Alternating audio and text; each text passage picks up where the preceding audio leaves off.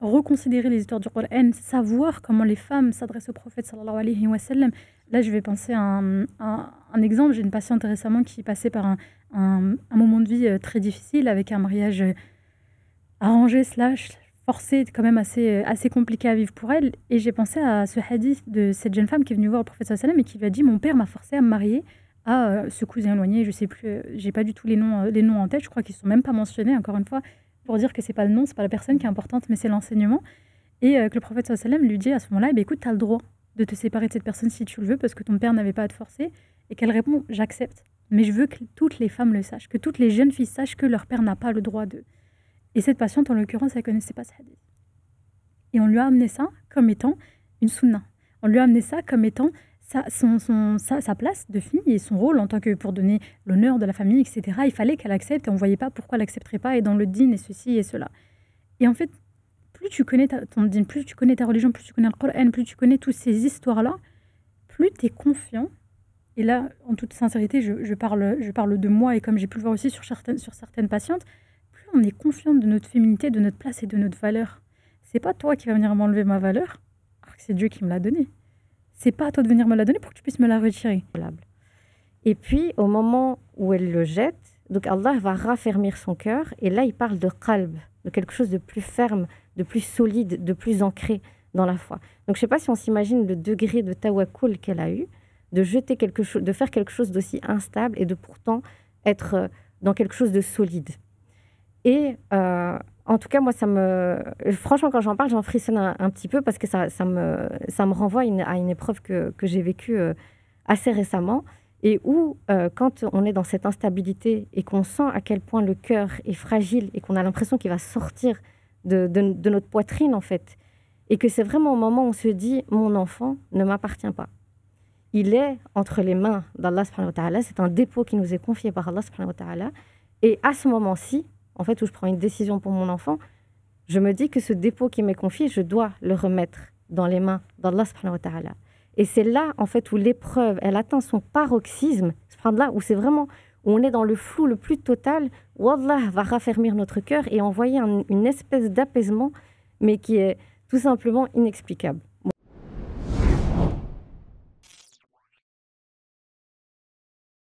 أعوذ بالله من الشيطان الرجيم بسم الله الرحمن الرحيم اللهم صل على سيدنا محمد وعلى أهله وأصحابه أجمعين. Bienvenue dans ce nouveau podcast. Assalamu alaikum Dalila. Alaykoum salam. Comment vas-tu Dalila? Alhamdulillah. Est-ce qu'on a besoin encore de te présenter? Je suis juste Dalila. Tu es plus que Dalila. Je dirais même bienvenue chez toi en fait. Barakallahu fik. Hanan, salam alaikum. Wa alaykum salam wa rahmatullah. Comment tu vas? Alhamdulillah, barakallahu fik. On doit aussi te présenter. Tu es chez toi, à la maison. À la maison. Aujourd'hui, c'est Dalila Hanan. Masha'Allah, marhaba bik. Hafsa, salam alaikum. Wa alaykum salam wa rahmatullahi wa barakatuh. Je suis très honorée d'être ici. Je m'appelle Hafsa. Je suis psychologue clinicienne et diplômée aussi en sciences islamiques. Aujourd'hui, moi, mon approche, c'est de mêler la santé mentale et l'islam et de voir tous les liens qu'on va pouvoir trouver entre les deux. Et j'essaie de vulgariser au maximum pour présenter ça à la communauté musulmane. Barakallahu fik, Hafsa. En tout cas, bienvenue dans ce podcast d'Arrive-t-on. En tout cas, moi, je suis honorée tout le temps de voir toutes ces perles autour de moi. Franchement, vous êtes vraiment des précieuses invitées. Et on a eu énormément de bons retours, des commentaires positifs, des critiques constructives aussi. Et nous espérons être à la hauteur de la tâche que Allah subhanahu wa ta'ala nous a donnée, qui n'est pas facile, mais alhamdulillah. Aujourd'hui, on va vous parler des femmes dans le Coran. Et on va parler de cette rencontre, en tout cas des figures féminines qui sont citées dans le Coran. Ces femmes de foi, de persévérance, de sagesse. Et donc, qui sont citées dans le Coran, mais qui, bien évidemment, nous éclairent encore aujourd'hui. Et donc, pour commencer, je vais vous demander à vous trois, Hanan, quelle image te vient spontanément quand je te dis femme dans le Coran? Moi, déjà, l'image qui me vient, ce sont des vraies femmes qui vivent des expériences de femmes et qui nous parlent jusqu'à aujourd'hui. Et des femmes dont le cœur est resté... Hafsa? Alors, ma réponse sera beaucoup plus précise. Quand je pense aux femmes dans le Coran, je repense à ce hadith du prophète Mohammed sallallahu alayhi wa sallam qui nous dit les meilleures femmes sont Khadija, radiyallahu anha, Maryam, radiallahu anha, Assia et Fatima. Et quand j'ai commencé à travailler justement et vouloir faire ce lien entre la santé mentale et le Coran, en tant que femme, j'ai cherché des modèles. Et les premiers que j'ai trouvés, c'est ceux-là. Et particulièrement, je pense, l'histoire de Maryam. Radiallahu anha, on reviendra sûrement dessus tout à l'heure. Mais c'est vraiment le premier parcours, la première histoire qui m'inspire dans sa résilience et dans sa force. Barakallahu fik. Dalila. Alors, pour moi, les femmes qui sont citées dans le Coran, elles sont pas là par hasard. Elles sont là pour nous enseigner quelque chose dans notre quotidien à nous, quelles que soient les époques. Et c'est de là qu'on doit s'inspirer nos modèles. Déjà, rien que ça, vous m'avez élargi. On a hâte de la suite. Donc, on va parler de cette place des femmes dans le Coran. Et ce qui est intéressant, c'est que historiquement, même cette mise en avant, en fait, finalement, qu'à l'époque, était déjà novatrice dans la société du prophète alayhi salatu wassalam. On met en lumière, le Coran met en lumière en tout cas plusieurs femmes, nommées parfois anonymement, mais ça on va voir par votre choix, mais en tout cas toujours porteuses de messages. Alors Hafsa, quels sont les enseignements psychologiques qu'on pourrait, et spirituels bien évidemment, qu'on pourrait tirer de l'histoire de Maryam, parce que tu nous as parlé de Maryam, et donc dans le Coran. Oh waouh. Je sais que je vais te demander, ça va être horrible. Ça peut faire le sujet d'un podcast, mais en tout cas, Inch'Allah, nous éclairer par rapport... L'histoire de Maryam, elle est extrêmement forte déjà parce que c'est la seule femme qui est nommée par son prénom directement dans le Coran et à qui Allah subhanahu wa ta'ala s'adresse aussi directement. Et là, déjà, on voit l'importance qu'elle a. On voit l'importance qu'elle a aussi par un autre détail, c'est que c'est le seul prophète qui est nommé par quelqu'un d'autre, du coup, que son propre prénom, c'est le prophète Isa. Parce qu'on dit Isa ibn Maryam. C'est-à-dire qu'on le présente aussi à travers sa mère. Quand bien même, on va raconter des passages de sa vie qui ne concernent plus du tout sa mère, qui est dans le bien après, une fois qu'il a grandi et que lui-même aura sa propre révélation et son propre parcours, on le présente toujours à travers sa mère. Les leçons qu'on peut tirer de son parcours, faire un choix, c'est le plus dur. Se dire, ok, là, je dois faire un choix dans ce que je dois dire, c'est vraiment très difficile. Je pense qu'il faut revenir à sa naissance, au fait qu'elle-même, elle est née d'une doua. Elle est née d'une doua de sa propre mère qui souhaitait du coup avoir un enfant et qui a été inspirée par cet oiseau qu'elle a vu avec sa propre portée, ses propres bébés. Et donc, sa mère, Hannah, qui à ce moment-là fait cette doua pour avoir cet enfant en pensant que ce serait un garçon et en disant qu'elle l'a désirait entièrement à l'adoration d'Allah. Il s'avère que c'est une fille.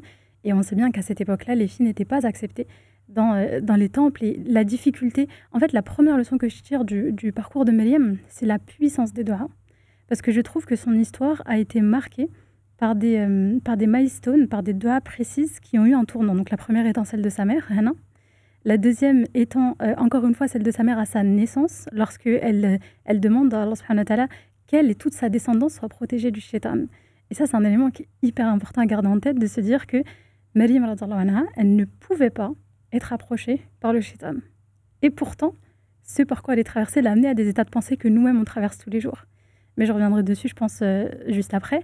Et enfin, la troisième dua étant celle que Maryam a fait au moment où elle a été au cœur de l'épreuve, où elle était en train d'accoucher toute seule dans le désert sans comprendre ce qui se passait. Pour mettre un peu de contexte, le désert...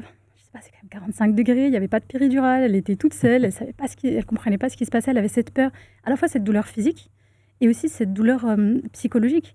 Qu'est-ce qui se passe? Pourquoi je suis en train de vivre ça? L'angoisse du futur, qu'est-ce qui va se passer après? Je vais rentrer avec ce bébé, je ne sais pas d'où il sort, on ne va pas me croire, qu'est-ce qui va m'arriver? Et à ce moment-là, elle a fait à nouveau une doua. Et cette doua-là, elle montre toute la puissance et surtout, je pense, toute la rahma qu'Allah subhanahu wa ta'ala a envers nous. Et quand je dis nous, c'est bien sûr tous les personnages du Coran, mais aussi nous, des générations et des siècles et des siècles et des siècles après. Le message, en tout cas, était clair. Si je retiens, donc toi, tu as choisi Maryam comme personne féminine citée dans le Coran. Par contre, et alors tu prends les doigts. Donc on va retenir que vraiment, toi, c'est ce qui te parle, l'enseignement en premier, c'est la force des doigts. Tu vas revenir pas. Exactement. En fait, la force des doigts qui va être combinée à la faiblesse de l'être humain. Masha'Allah. Dalila, quelle femme as-tu choisie pour nous parler aujourd'hui? Alors, dont tu vas nous parler. Pardon. Alors, moi, j'ai choisi la reine de Saba, Bilqis. Bon, elle n'est pas nommée par son nom dans le Coran, elle est nommée par son titre, la reine de Saba. Et c'est le seul endroit où on la trouve, c'est dans Surat al-Naml, les fourmis. Et ce qui est extraordinaire dans l'histoire de la reine de Saba, c'est que c'est une femme qui est reine. Et elle est au cœur même du leadership, de la spiritualité et de la psychologie humaine. Et ça, c'est incarné par une femme. Et ça, c'est extraordinaire. Je ne sais pas si j'en parle, je détaille un petit peu plus ou tu peux un petit peu détailler par rapport à ça. Alors, c'est vrai qu'on fait pas le lien. C'était une femme qui était très intelligente et très stratège. Elle avait un royaume immense, elle avait un trône, elle avait à son service tout un peuple et elle était immensément puissante. Et elle reçoit un jour une lettre du prophète Salomon, Sulayman. Et dans cette lettre, il l'invite à croire en Allah subhanahu wa ta'ala. N'importe quel monarque, roi, qui est aussi puissant que ça, va dire, mais qu'est-ce que c'est que ça?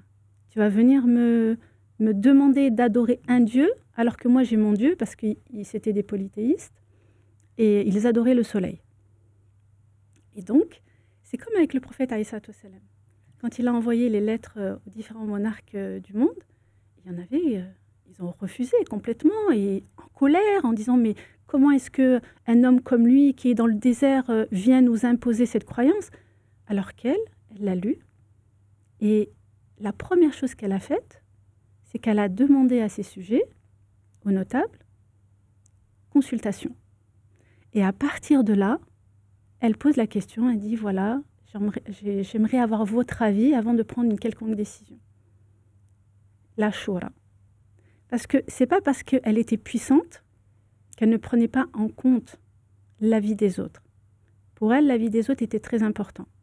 La puissance, pour elle, c'était pas la puissance matérielle qui venait imposer quoi que ce soit, mais qui venait construire et permettre à son peuple d'être en harmonie.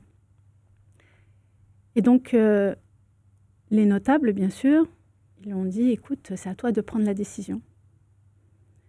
En sachant qu'on a une force militaire qui est très puissante et on pourrait absolument complètement raser qui on veut. Mais elle était beaucoup plus intelligente que ça. Et ce qu'elle voulait, c'était plus aller vers quelque chose de... Elle ne voulait pas conquérir. C'était pas son ambition. Parce qu'elle a vu, et elle le dit, j'ai vu à quel point les rois et les monarques détruisaient tout sur leur passage. Et elle, ce n'était pas son intention. Et donc, elle va utiliser un moyen pour voir si les intentions de Sulayman étaient bonnes. Est-ce qu'il était réellement un prophète? Donc, elle va lui envoyer un cadeau. Et quand Sulayman reçoit le cadeau, c'est un cadeau matériel, c'est quelque chose d'immense, d'énorme. Il se met en colère, évidemment. Comment est-ce que on vient me donner du matériel alors que moi, je possède du matériel, mais je possède quelque chose d'encore plus grand. Allah. Et c'est ça qui l'a mis en colère, c'est comment est-ce que tu peux m'acheter avec du matériel. Donc lui, il voulait monter une armée pour aller combattre la reine de Saba. Et donc, elle apprend tout ça. Et quand elle apprend ça, elle est très diplomate. Elle se dit, je vais aller lui rendre visite. Et quand elle lui rend visite, elle arrive, le prophète Sulayman, alayhi salam, il apprend ça. Et il voulait lui donner une leçon. Parce que le but de Sulayman, alayhi salam, c'était d'amener vers lui les gens à Allah. Et il fait ramener son trône, le trône de la reine de Saba. Et le trône, c'est quelque chose d'énorme. Le ramener du Yémen pour le ramener là où il était, c'était quasi impossible en l'espace de très peu de temps. Mais Sulayman, on connaît, alayhi salam, il avait cette capacité, cette royauté qu'Allah lui a donnée d'avoir le pouvoir sur les animaux, les djinns et tout ce qui était animal. Et il fait ramener le trône en un clin d'œil. Quand la reine de Saba, elle arrive, elle voit le trône. Et on lui pose la question, enfin Souleyman, alayhi salam, lui pose la question. Ça serait pas ton trône?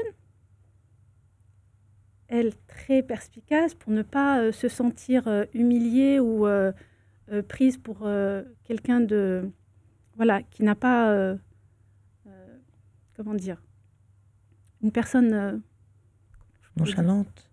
Oui. Le côté un peu sûr d'elle, nonchalante. Voilà. Et donc, la réponse qu'elle va donner, il ressemble au mien. Voilà, il ressemble au mien. Est-ce que c'est pas aussi un attrait typique féminin? Donc, voilà. Et à travers là, elle se rend compte de la puissance, de la royauté du prophète Souleyman. Yes. Mais il y a une chose qui va faire qu'elle va se convertir, qu'elle va croire en Allah, c'est que le palais de Souleyman, il est fait de cristal. Tout le sol est fait de cristal. Et tout en dessous, il y a de l'eau qui coule. C'était fait de manière tellement parfaite qu'on avait l'impression que c'était de l'eau. Et donc, elle ne connaissait pas cette manière de faire. Donc, elle voit ça, elle soulève un petit peu sa robe. Et Souleyman, il dit non, tu n'as pas besoin. Le sol, il est fait de cristal. Et à partir de là, elle dit, je me soumets avec Souleyman à Allah subhanahu wa ta'ala. Donc, c'est là qu'on voit qu'il n'y a pas d'arrogance et qu'elle se soumet à la vérité, à l'haq. Et ça, c'est important parce que c'est une femme qui a un leadership très puissant. Et on le voit aujourd'hui à travers les femmes qui entreprennent. Et on leur reproche souvent d'être trop leadership. Mais c'est quelque chose d'important et je pense qu'on y reviendra tout à l'heure. Barakallahu fik, Dalila. On était projetés, hein, on était là. Ça pouvait continuer des heures. Masha'Allah. Alors, Hanan, quelle femme as-tu choisie? Alors, moi, j'ai choisi la maman de Moussa, alayhi salam. Alors, contrairement à Mariam, la maman de Moussa n'est pas nommée. Donc, on en parle de façon... la maman de Moussa. On ne connaît pas son prénom. On connaît son prénom dans la tradition hébraïque. Mais dans la tradition musulmane, on ne sait pas du tout comment elle s'appelle. Et je trouve que ça, déjà, c'est un rappel pour nous. Alors, pourquoi est-ce que je parle de ça? Avant d'entrer dans le vif du sujet et dans l'histoire un petit peu de Moussa, alayhi salam, c'est qu'aujourd'hui, on vit une époque où on nous invite, et c'est légitime en soi, c'est de laisser notre empreinte, d'agir, d'avoir une mission de vie, etc. Et donc, c'est un rappel à nous-mêmes. Donc, Allah subhanahu wa ta'ala parle de plein d'histoires de femmes dans le Coran. À part Mariam, on n'a pas les noms de ces femmes. Donc, on a l'histoire de ces femmes qui ont marqué les époques et qui marquent l'époque, qui vont marquer les cœurs et les raisons jusqu'à la fin des temps. Et pourtant, on n'a pas leur nom. Donc, à nous aussi de nous remettre en question quand on agit. Est-ce qu'on cherche à laisser une empreinte nominative ou alors est-ce qu'on cherche à laisser une empreinte de foi? Et l'empreinte de foi, elle n'a pas forcément besoin d'un nom. Et pour en revenir à Moussa, quel est le contexte dans lequel on est? Donc on est dans le contexte où en Égypte, c'est le pharaon qui gouverne et où il fait tuer tous les enfants garçons, tous les bébés garçons. Et où ensuite, en fait, ses conseillers vont lui dire, écoute, à force de tuer tous les garçons, on n'aura plus de main-d'œuvre. Donc Pharaon se remet en question et dit, ok, je fais tuer tous les garçons 1 année sur 2, et 1 année sur 2, on les garde pour avoir de la main-d'œuvre. Donc Moussa, elle va donner naissance à Haroun, alayhi salam, qui va tomber dans l'année de préservation des bébés garçons. Et l'année qui suit, il y a Moussa, alayhi salam, qui naît, et c'est l'année où les bébés sont tués. Donc, qu'est-ce qu'elle va faire pour le protéger? Elle va faire quelque chose de profondément paradoxal et elle va être inspirée par Allah subhanahu wa ta'ala directement. Donc, Allah subhanahu wa ta'ala lui dit dans Surat Al-Qasas, allaite-le et quand tu auras peur pour lui, jette-le dans le fleuve. Donc, et ici, en fait, c'est une injonction très paradoxale parce qu'Allah subhanahu wa ta'ala, il l'invite à faire quelque chose qui est de l'ordre de la raison et du naturel, de l'instinct maternel qui est d'allaiter son bébé. Donc, ça, c'est quelque chose de très logique. Et dans l'autre logique, enfin dans quelque chose de parfaitement illogique, c'est le fait de le jeter dans le fleuve. Je ne sais pas si on s'imagine le Nil, c'est un fleuve qui est assez important en Égypte, et le courant, sans savoir où le courant pourrait mener ce bébé. Et là où c'est intéressant aussi, et on peut transposer ça à la réalité de la mer à tout temps, c'est le fait que Allah subhanahu wa ta'ala va utiliser deux terminologies différentes pour parler du cœur de cette mère. Donc il parle de son fu'ad d'abord, et il nous dit que ce dernier va devenir vide. Et en fait, il va devenir totalement vide d'assurance. Et le fu'ad, en fait, c'est une terminologie du cœur qui symbolise le cœur qui est brûlant d'émotions. Je ne sais pas si on s'imagine, je pense que toute mère a vécu cette émotion-là, de quand ton enfant est éprouvé, quand ton enfant est malade, quand il va traverser une difficulté particulière. On a ce cœur qui est brûlant d'émotions et qui devient tout simplement incontrôlable. Et puis, au moment où elle le jette, donc Allah va raffermir son cœur. Et là, il parle de qalb, de quelque chose de plus ferme, de plus solide, de plus ancré dans la foi. Donc, je ne sais pas si on s'imagine le degré de tawakkul qu'elle a eu, de jeter quelque chose, de faire quelque chose d'aussi instable et de pourtant être dans quelque chose de solide. Et en tout cas, moi, franchement, quand j'en parle, j'en frissonne un petit peu parce que ça me renvoie à une épreuve que j'ai vécue assez récemment, et où, quand on est dans cette instabilité et qu'on sent à quel point le cœur est fragile et qu'on a l'impression qu'il va sortir de notre poitrine, en fait, et que c'est vraiment au moment où on se dit « mon enfant ne m'appartient pas ». Il est entre les mains d'Allah subhanahu wa ta'ala, c'est un dépôt qui nous est confié par Allah subhanahu wa ta'ala, et à ce moment-ci, en fait, où je prends une décision pour mon enfant, je me dis que ce dépôt qui m'est confié, je dois le remettre dans les mains d'Allah subhanahu wa ta'ala. Et c'est là, en fait, où l'épreuve, elle atteint son paroxysme, là où c'est vraiment, où on est dans le flou le plus total, où Allah va raffermir notre cœur et envoyer une espèce d'apaisement, mais qui est tout simplement inexplicable. Bon, je m'excuse un peu, mais Oui, on est toutes... Alhamdulillah. Alhamdulillah ala kulli hal. Et c'est ça l'idée, c'est qu'aujourd'hui, quand on a choisi d'ailleurs cette thématique, c'est vraiment se dire, parce que toutes ces femmes exceptionnelles, on peut tirer dans notre quotidien, enfin on en tire des sagesses et on en tire par rapport à ces femmes, alhamdulillah, la rahma, alhamdulillah, que Dieu te facilite. Et ce qui est intéressant dans le fait qu'Allah subhanahu wa ta'ala il dit à la mère de Moussa, si tu crains pour lui, jette-le dans les flots. Et dans le verset, c'est dans le verset 7, il lui dit aussi, on te le rendra. Oui, te le rendra. exactement. Donc ça veut dire que n'aie pas peur. De toute façon, je m'en occupe. Et nous, aujourd'hui, on doit le prendre de cette manière. C'est-à-dire que, quelle que soit la situation dans laquelle on va vivre notre épreuve, Allah, il nous dit à travers la mère de Moussa, t'inquiète pas, je m'en occupe, je m'occupe de tout. Exactement. En fait, et se rappeler que notre miséricorde de mère, aussi incommensurable soit-elle, elle est 99 fois inférieure à celle d'Allah subhanahu wa ta'ala. Donc comment est-ce que Allah subhanahu wa ta'ala pourrait faire du tort à sa créature alors qu'il est infiniment plus miséricordieux envers elle? Ça permet de faire un parallèle aussi avec l'histoire de Maryam. C'est qu'il les rassure, que ce soit donc la mère de Moussa alayhi salam ou Maryam, il les rassure, mais il leur demande de faire les causes. Pour la mère de Moussa, elle doit agir. Elle doit faire cet acte premier et sauter quand on est devant le vide, parce que littéralement c'est sauter dans le vide que de prendre une décision comme celle-là. C'est tellement terrifiant et c'est le premier pas, l'impulsion qui est difficile à passer. Et pour Maryam, c'est pareil. C'est-à-dire qu'il vient la soutenir. Je reprends du coup sur son épreuve dans le désert. Il la soutient, mais il lui dit secoue le palmier à côté de toi pour que te viennent donc des dattes, de l'eau, pour qu'elle puisse du coup se reprendre des forces. Mais c'est une femme enceinte. Un palmier, c'est énorme. Et Allah subhanahu wa ta'ala, dans le Coran, a déjà fait apparaître de la nourriture. Il a déjà nourri des gens ou fait en sorte que des gens n'aient pas besoin d'être nourris. Je pense aux jeunes dans Surat al-Kahf. Pendant des siècles, ils n'ont pas eu besoin d'être nourris. Donc il aurait pu lui donner cette force directement, il aurait pu lui faire apparaître une table de nourriture à côté d'elle, mais il lui a demandé de faire les causes pour qu'ensuite il puisse répondre et il puisse venir la soutenir et apaiser son cœur. Et je trouve que l'histoire de Maryam, elle va encore un peu plus loin, parce que malgré ça, elle n'est pas apaisée. Malgré ça, elle est pas bien. Malgré ça, elle ressent cette douleur physique et cette douleur mentale, et c'est ce qu'elle répond Allah subhanahu wa ta'ala dans le Coran lorsqu'elle lui dit قالت يا ليتني مت قبل هذا وكنت نسيا منسيا. Donc Surat Maryam verset 23, si seulement j'étais morte avant de vivre ce que je suis en train de vivre, et une oubliée parmi les oubliés. Et je trouve que la leçon derrière cette ayah, elle est phénoménale. Souvent, on va nous dire, va prier, et ton tawakkul, il ne faut pas que tu doutes, accepte. Mais on reste profondément humain, on reste profondément imparfait, on reste profondément faible. C'est ce que je disais tout à l'heure, donc la puissance des duas qui vont venir se coordonner à la faiblesse de l'être humain. Oui, la vulnérabilité de l'être humain et de la femme qui est entièrement reconnue dans le Coran. Et de la femme en particulier. Et quand on se dit que c'était la meilleure des femmes, celle qui a été décrite comme étant bien plus, bien au-delà que tous les croyants et croyantes. Donc elle au-delà des hommes et des femmes de cette communauté, même elle. Et je rappelle encore une fois ce que je disais tout à l'heure, le shaitan n'avait pas d'emprise sur elle.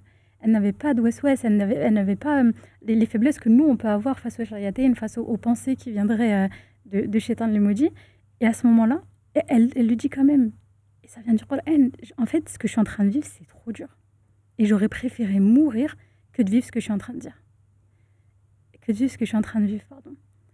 Et moi, quand je lis ça, je me dis, qui est-ce qui pourrait venir se mettre devant Maryam radiallahu anha et lui dire, toi, tu manques de tawakkul, toi. Toi, c'est pas bien, reprends-toi. Pourquoi tu pleures? Ça y est, accepte, c'est l'épreuve, passe à autre chose. Personne. Allah lui a laissé l'espace de déclarer ça. Il l'a pas blâmé. Il l'a pas blâmé. Il lui a répondu, il a continué à la soutenir et il lui a dit de continuer à s'accrocher, de ne pas lâcher prise. Et c'est ce qu'elle a fait.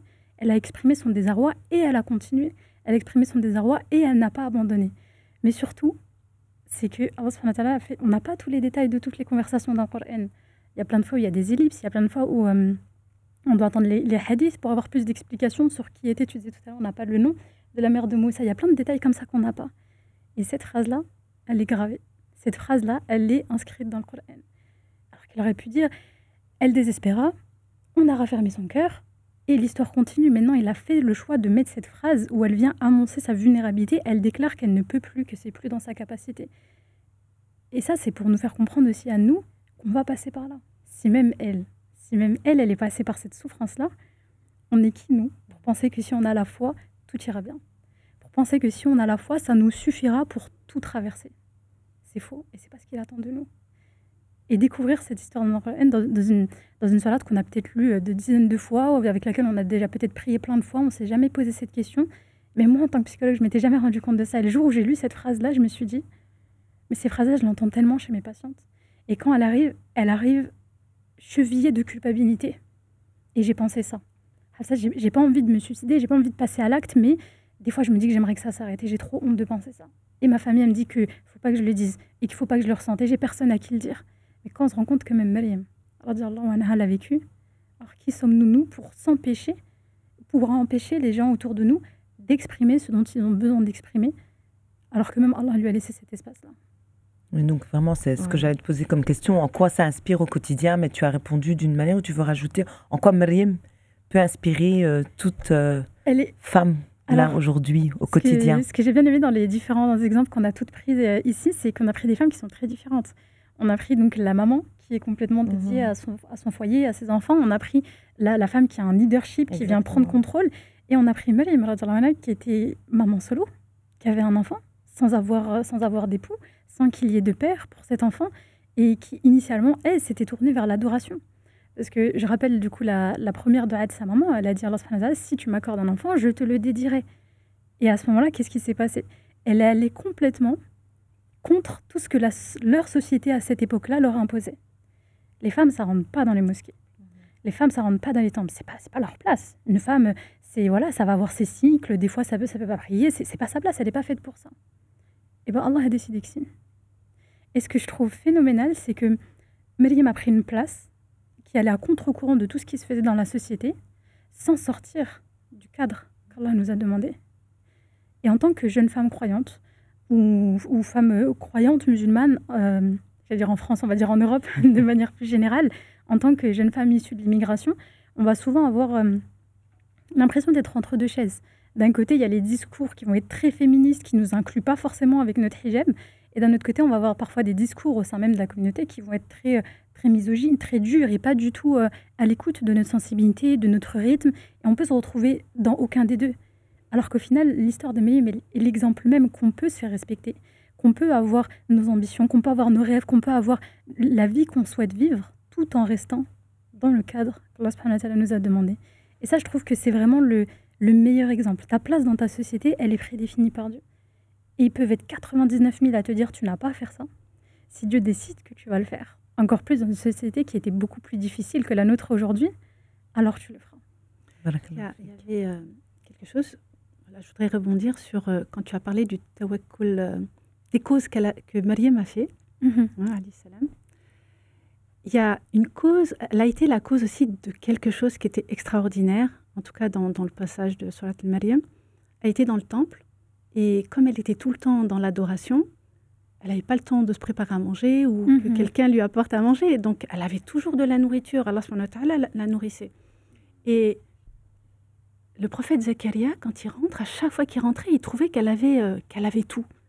Et il lui pose la question, il lui dit « Mais d'où te vient cette nourriture ?» Il dit « Ça me vient d'Allah. » Et ça a été un déclic pour lui en disant « Mais je demande à Allah et j'aurai un enfant. » Alors que lui, il n'avait pas d'enfant, il avait atteint un certain âge. Et en sortant de là, il fait cette magnifique invocation dans laquelle il demande à Allah de lui donner un enfant malgré son âge. Et Allah lui a donné cet enfant-là. Et c'est magnifique, c'est extraordinaire. Les doigts dans l'histoire de Maryam, elles ont tout un rôle extrêmement précis. Et je trouve ça incroyable de se dire que Zacharia, selon les sources, c'est soit son beau-frère, soit son cousin, je crois. En tout cas, c'est pas très clair. On n'a pas l'information claire exacte, mais en tout cas, c'était de la famille éloignée qui, à ce moment-là, est devenue son tuteur. L'histoire avec laquelle il est devenu son tuteur est aussi hyper intéressante, mais on vous laissera la découvrir, Inch'Allah. Et on se dit, c'était un homme, c'était son responsable, c'était un prophète, c'était vraiment quelqu'un, voilà, il était respecté de tous, il était connu de tous. Et c'est une petite fille qui l'a inspiré. C'est une petite fille, par sa foi, par son innocence, par l'énergie et la place qu'Allah lui a donnée, qui l'a inspiré à faire cette doua. C'est une femme. Et c'est une femme, mais au-delà de ça, elle est plus jeune que lui. Et si on reprend vraiment ce cheminement-là, c'est pas dans ce sens-là que c'est censé aller. Et là, on voit que l'importance et la place qu'on va avoir aux yeux d'Allah Azza wa Jalla est indépendant de notre genre, indépendant de notre taille, indépendant de notre âge, indépendant de beaucoup de choses. C'est uniquement dépendant de notre foi et de notre salat. On est très loin en fait du rôle de figurante que la société essaye de nous renvoyer en tant que femme musulmane. Donc la femme musulmane, c'est celle qui doit se taire, ne pas parler, etc. Mais là, dans chacun des portraits qu'on décrit, la femme, elle n'est pas figurante. Elle a une capacité d'agir. Elle va actionner certains leviers, etc., qui font qu'elle va marquer tous les temps. Et tous les prophètes, quand on regarde, il y a eu des femmes, je pense à Mohammed sallallahu alayhi wa sallam, que ce soit ses épouses, que ce soit ses filles, il y a toujours eu des femmes qui étaient là pour débloquer certaines situations sans qui certaines choses ne seraient pas arrivées. Exactement. Parfois, on peut entendre, mais pourquoi il n'y a pas eu de prophète femme ?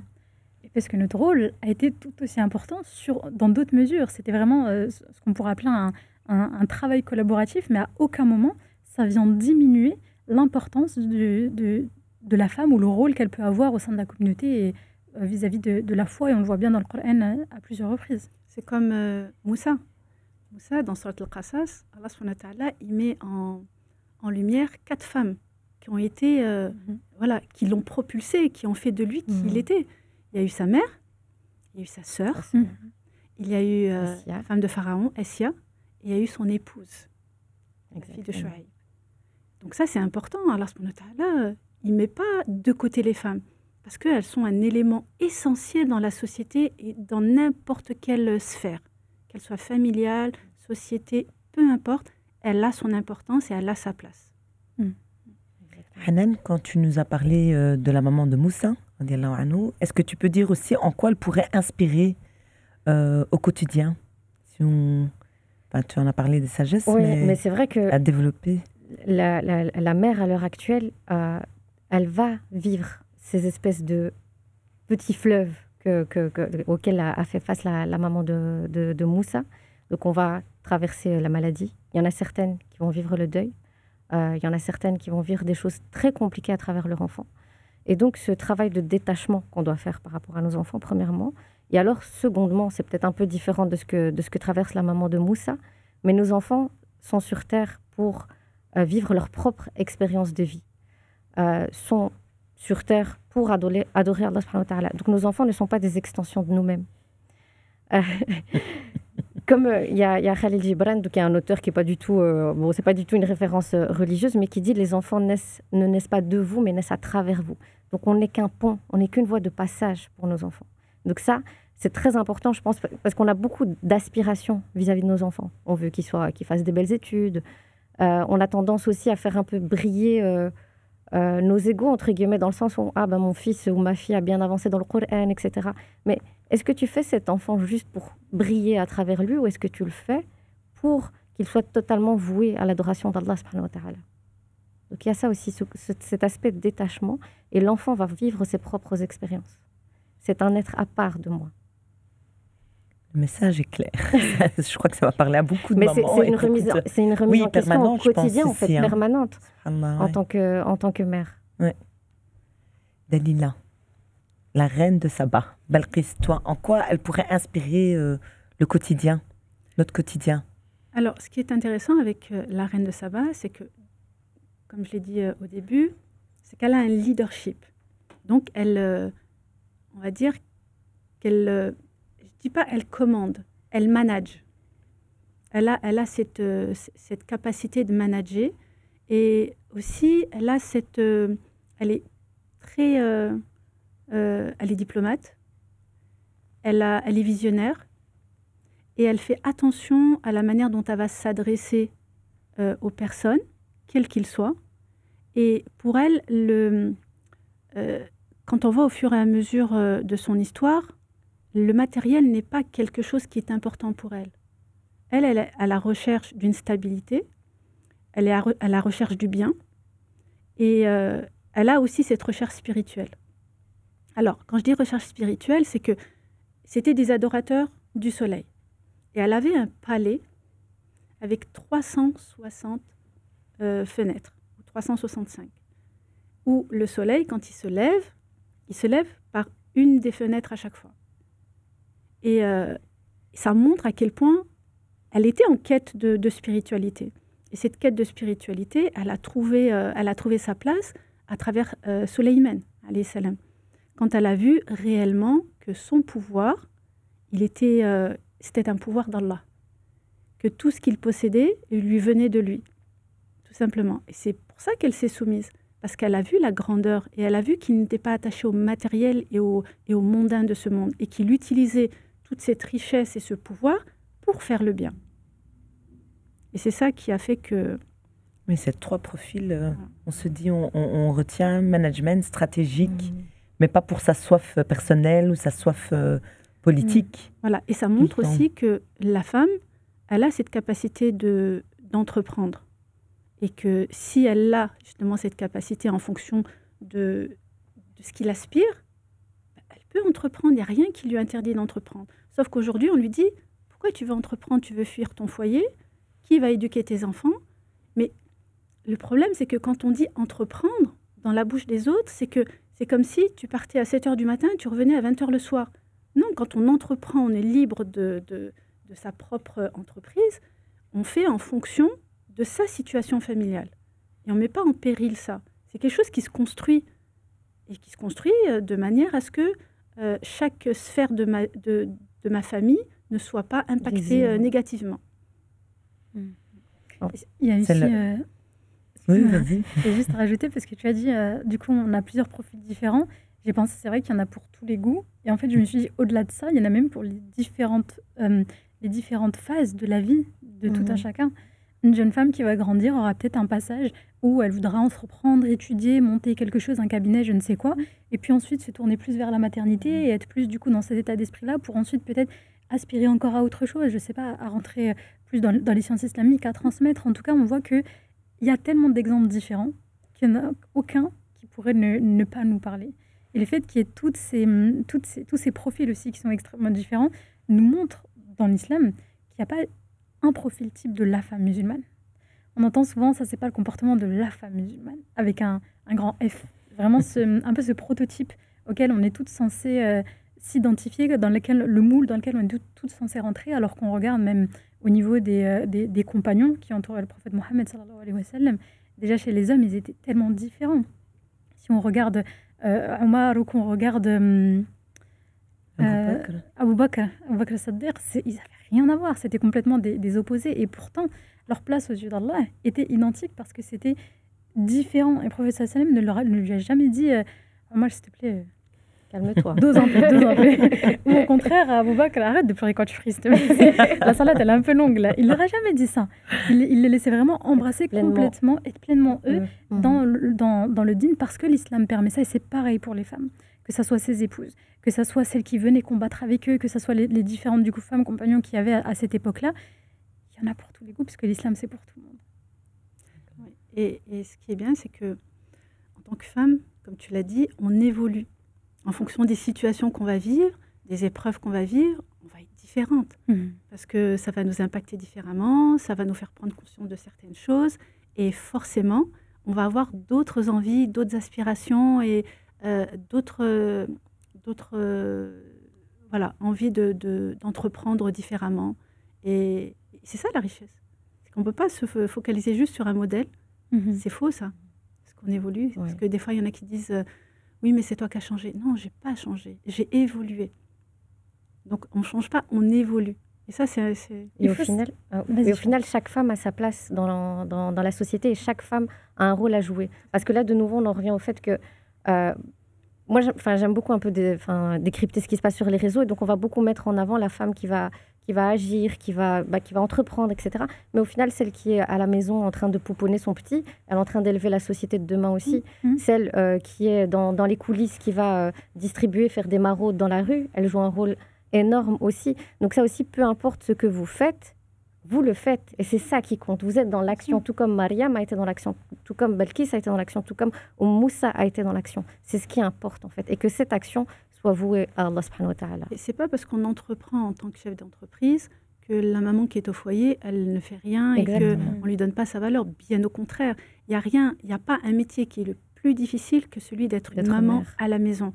Et c'est tellement difficile de mettre en place un foyer qui est harmonieux, stable, accueillant, serein. Et c'est autant difficile d'être une maman qui travaille, puis ensuite elle rentre à la maison. C'est une charge mentale qui est très difficile. Donc, il y a des personnes qui sont capables, qui ont cette capacité d'aller travailler à l'extérieur et de venir travailler encore à la maison, mais avec ses inconvénients aussi et ses failles. Et il y a des mamans qui n'ont pas envie d'aller travailler, qui préfèrent s'occuper de leurs enfants. Et c'est très bien. Et on n'est pas plus faible parce qu'on n'arrive pas à faire les deux, en fait. Absolument. Et ça aussi, c'est important de le marteler. Absolument. Ça, Hafsa, peut-être dans tes entretiens, est-ce que tu as souvent comme ça des entretiens avec des femmes qui sont partagées entre... ou est-ce qu'il y a aussi une histoire de nature? Est-ce que, par exemple, quand je vous entends, là, les trois profils, je me dis, bah, tiens, peut-être qu'il y a des femmes qui sont plus de nature stratège, management, entreprendre, et puis d'autres, parce qu'on parle d'évolution, mais est-ce qu'il y a aussi s'écouter soi-même et se dire, bah, tiens, mais moi, je ne suis pas OK, on essaie de me caser dans quelque chose, mais en fait, je ne le sens pas, moi, j'ai trop envie, je sais que je peux donner plus. Puis d'autres, est-ce que tu as souvent des... Bien sûr, c'est... avant tout une question de personnalité, de ressources, de résilience qu'on a pu construire, de l'éducation qu'on a pu avoir. On est vraiment un mélange très unique de tout ce qu'on a traversé dans notre vie, qui va nous permettre ou non de nous tourner, que ce soit vers le travail, vers l'entrepreneuriat, vers l'enseignement ou vers la maternité. Il y a forcément des types de profils qui vont être différents à ce niveau-là.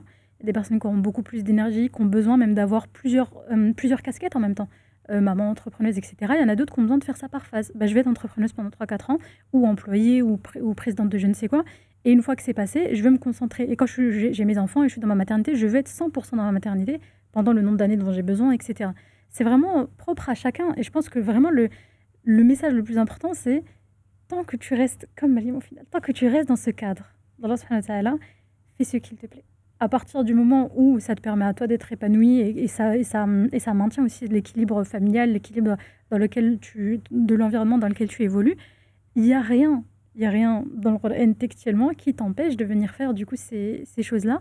Et tu parlais tout à l'heure du changement, on va venir dire oui, toi tu as changé, ou avant tu n'étais pas comme ça, ou tu avais d'autres aspirations, ou alors qu'est-ce que tu écoutes qui est venu te faire changer, ou qui est-ce que tu écoutes qui est venu te faire changer. Le cerveau est très très réfractaire au changement. Il l'aime pas trop. Il aime bien savoir où il va, comment ça va se passer. Il a besoin de garder son énergie pour notre survie. Donc, en fait, quand on fait des généralités sur absolument tout, et notamment les femmes, et notamment les identités des personnes, et notamment le rôle de l'un ou de l'autre. Donc, quand on va entendre, de toute façon, les femmes, elles sont toutes comme ci ou comme ça, ou les hommes sont tous comme ça, ou les arabes sont tous comme ci, ou les ados sont tous comme ça, c'est une facilité du cerveau Parce que si je devais analyser chaque adolescent que je rencontre dans ma vie pour me rendre compte que lui, il est différent des autres, ça me demanderait trop d'énergie. Et la majorité de mon énergie, j'en ai besoin pour me garder en vie, au niveau de mes organes, au niveau de ma survie à moi. Et donc, c'est des raccourcis que le cerveau va venir prendre. Donc, c'est normal de se retrouver face à ça. Parce que j'entends, oui, mais la société, il faudrait qu'elle change. Elle ne peut pas. On est paramétré pour la survie. Et donc, on va continuer à avoir des raccourcis sur les domaines qui, au final, ne nous intéressent pas tant que ça. Et quand on va se concentrer dessus, parce qu'on va y être intéressé, donc en tant que femme, on est intéressé par les autres femmes, mais c'est là qu'on va se rendre compte de toute cette diversité et de se dire, mais en fait, il y a plein de manières d'être et c'est génial. Mais si on entend des discours extérieurs de personnes qui ne sont pas forcément intéressées, eux, leur cerveau, il a fait un gros raccourci pour leur permettre leur propre survie. Mais l'accepter, c'est aussi comprendre que c'est pas contre toi, c'est pas contre moi. C'est parce que humainement, on fonctionne comme ça. Et je pense que comprendre un peu comment l'être humain fonctionne, ça apaise parfois. Exactement. Par rapport aux échanges. Ça nous enjoint à être beaucoup plus bienveillants envers autrui. Tu parlais des profils, je pense que tu parles parfois des profils spirituels. Oui. Et moi, dans mon domaine, je parle des profils aussi, des différents profils au niveau morphologique.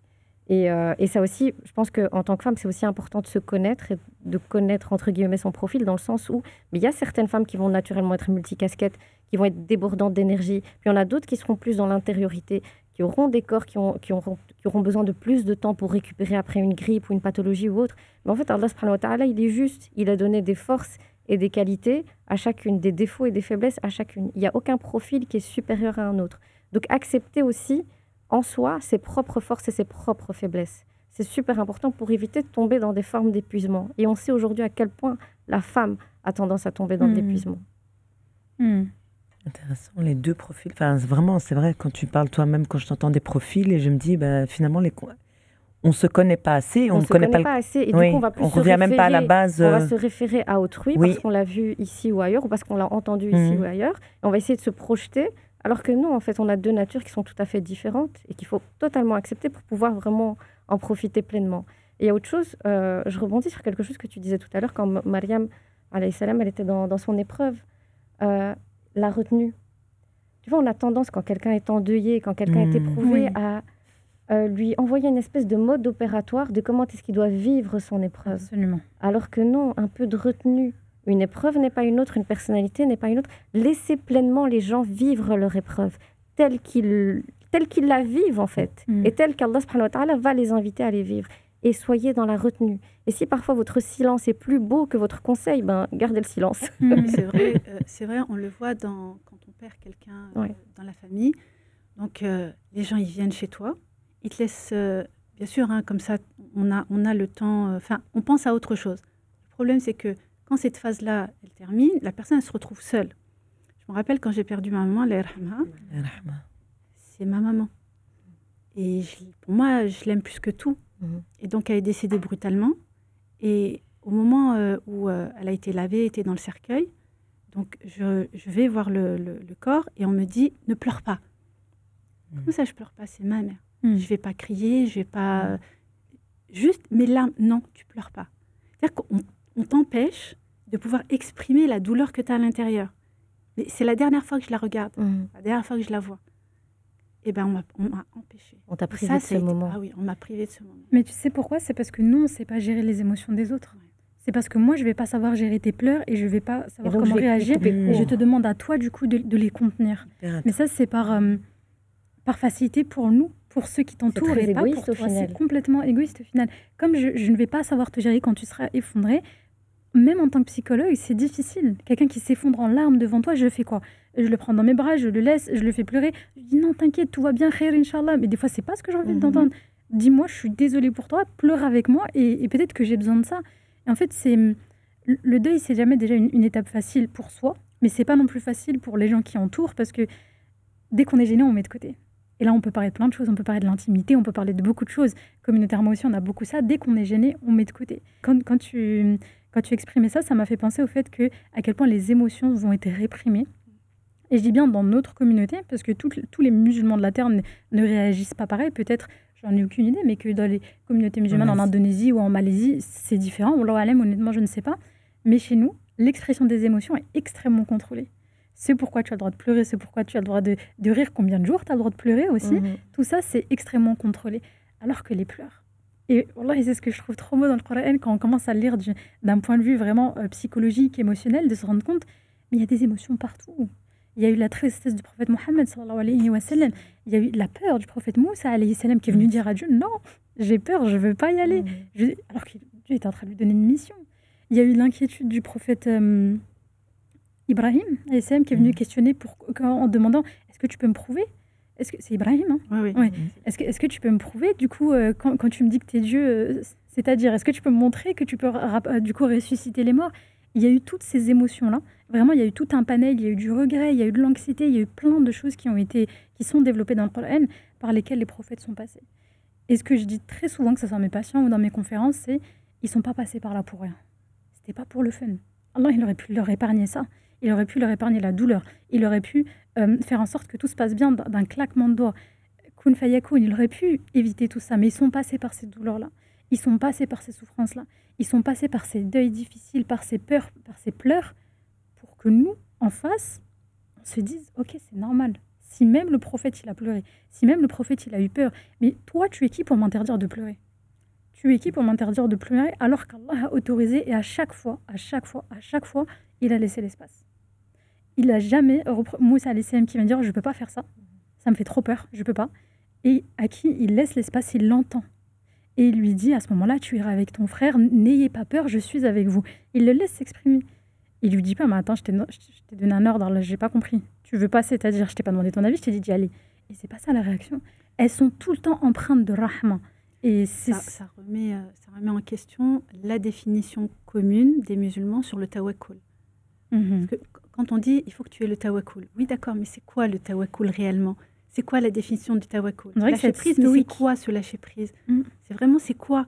Comment est-ce que je vais faire pour pour m'en remettre complètement à Allah subhanahu wa ta'ala et d'accepter sa décision? C'est ça, hein? C'est-à-dire, c'est pas juste des mots, mais on le prend juste comme étant des mots, le tawakkul et confiance.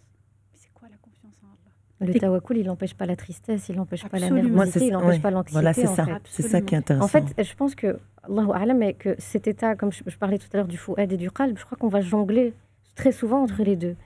On va brûler d'émotions et puis Allah va nous raffermir. Et ce sera comme ça très régulièrement. Ça n'empêche absolument pas la confiance absolue en Allah subhanahu wa ta'ala. Et on le voit dans tous les récits des femmes du Coran.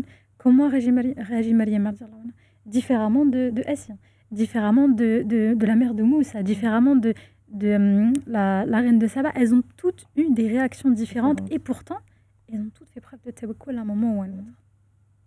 Et donc ces femmes, là on a parlé de plus de portraits individuels, mais la place de la femme dans le Coran en général. Dalila, on va replacer le contexte. Donc quelle est la place de ces femmes, donc les femmes en général, dans le Coran? Toi, par rapport à l'éducation, la parentalité, en dehors de ces figures individuelles, parce qu'on pourrait nous dire, ah ben tiens oui, mais parce que c'était la femme de, parce que vous avez parlé de femmes exceptionnelles, on a tiré au quotidien, mais après, voilà, concrètement, dans le Coran al-Karim, quelle serait... On nous renvoie souvent, oui, mais elles, ce sont des femmes exceptionnelles. Mais justement, ces femmes exceptionnelles, c'est des femmes humaines aussi, avec des émotions, avec du ressenti, avec de la tristesse, avec du chagrin, tout comme nous. Quand on dit exceptionnel, c'est à travers leur comportement et leur relation qu'elles avaient à Allah subhanahu wa ta'ala. Qu'est-ce qui nous empêche, nous, de pouvoir nous inspirer de leur vécu? Parce qu'en fin de compte, le vécu qu'elles ont eu, nous aussi, on peut le traverser. Et on le traverse. Et comment est-ce que je peux m'inspirer de leur vécu pour que moi, dans mon quotidien, quand je vis ce que je suis en train de vivre, je peux m'en inspirer et faire preuve de résilience et d'avancer et de continuer. Et c'est vrai que moi, la figure de Maryam, c'est une figure qui est exceptionnelle. Et on peut pas passer par-dessus Maryam parce qu'il y a tellement d'enseignements et de richesses qui montrent que finalement, pourquoi je suis là? Je suis là parce que Allah a décidé que je sois là et que je sois un des éléments qui va permettre de transmettre, de faire prendre conscience. En tout cas, on a chacune un rôle à jouer. Notre rôle, c'est vraiment qu'est-ce que je vais dégager autour de moi pour que les personnes qui m'entourent puissent faire quelque chose qui va leur apporter du positif. ne serait-ce qu'un petit atome, c'est déjà gagné. Et c'est ça qui est extraordinaire. J'aimerais rebondir sur ce que tu viens de dire, je me permets, parce que oui, on nous dit oui, mais moi je suis pas Maryam. Mais du coup, tu n'as pas eu l'épreuve de Maryam, tout simplement. La yukallifullahu nafsan illa wus'aha. Allah n'accorde pas à une âme une charge supérieure à sa capacité. Et malgré qu'elle soit Maryam, encore une fois que le shaitan n'avait pas d'impact sur elle, malgré qu'elle soit la mère de Moussa alayhi salam, malgré qu'elle soit Asiya, du coup, malgré tout ça, elles ont pleuré. Malgré tout ça, elles ont eu peur. Malgré tout ça, elles ont douté, jusqu'à ce qu'Allah vienne raffermir son cœur. Donc justement, ce sont des femmes exceptionnelles et elles ont été touchées par ça. Mais toi, tu es qui pour penser que ça ne doit pas te toucher? Toi, tu es qui ou qu'est-ce qu'on t'a fait croire pour penser que tu ne peux pas ressentir et que ton cœur ne peut pas frémir et ne peut pas hésiter et ne peut pas avoir peur? Quand on regarde le mot qalb, il vient du coup des racines qalaba, qui en arabe veut dire se retourner. Il est fait pour être en vie, il est fait pour être en mouvement, pour garder parfois l'akhira et Allah et être très raccroché à sa corde, et parfois cette dunya et être éloigné et se sentir effrayé. On est fait pour être en mouvement, on est fait pour ressentir tout ça. Et encore une fois, malgré le fait que ce soit des femmes aussi exceptionnelles, déjà, tu as une épreuve à ta hauteur, et on la minimise pas, on l'agrandit pas, une épreuve à ta hauteur. Et deuxièmement, alors que tu pars de moins qu'elle, bien sûr que tu peux arriver au même niveau. Bien sûr que toi aussi, tu peux te mettre à pleurer parce que nous, en plus, on n'a pas eu ce soutien. Nous, Allah subhanahu wa ta'ala, c'est pas adressé à nous directement. Donc, bien évidemment que parfois, on va arriver avec ces doutes, avec ces peurs et cette impression qu'on a failli, mais qui nous fait croire que c'est une faille? Qui nous fait croire que c'est un échec que de passer par toutes ces émotions et cette sensibilité qu'il nous a accordée? Là, on fait que... Hanan, en quoi tu pourrais pousser la réflexion ces femmes dans le Coran on pourrait se dire, bah tiens, mais je porte aussi cette responsabilité spirituelle, morale, tout en gardant, comme tu disais d'ailleurs toi-même, Hafsa ou Dalila, nos natures, nos émotions.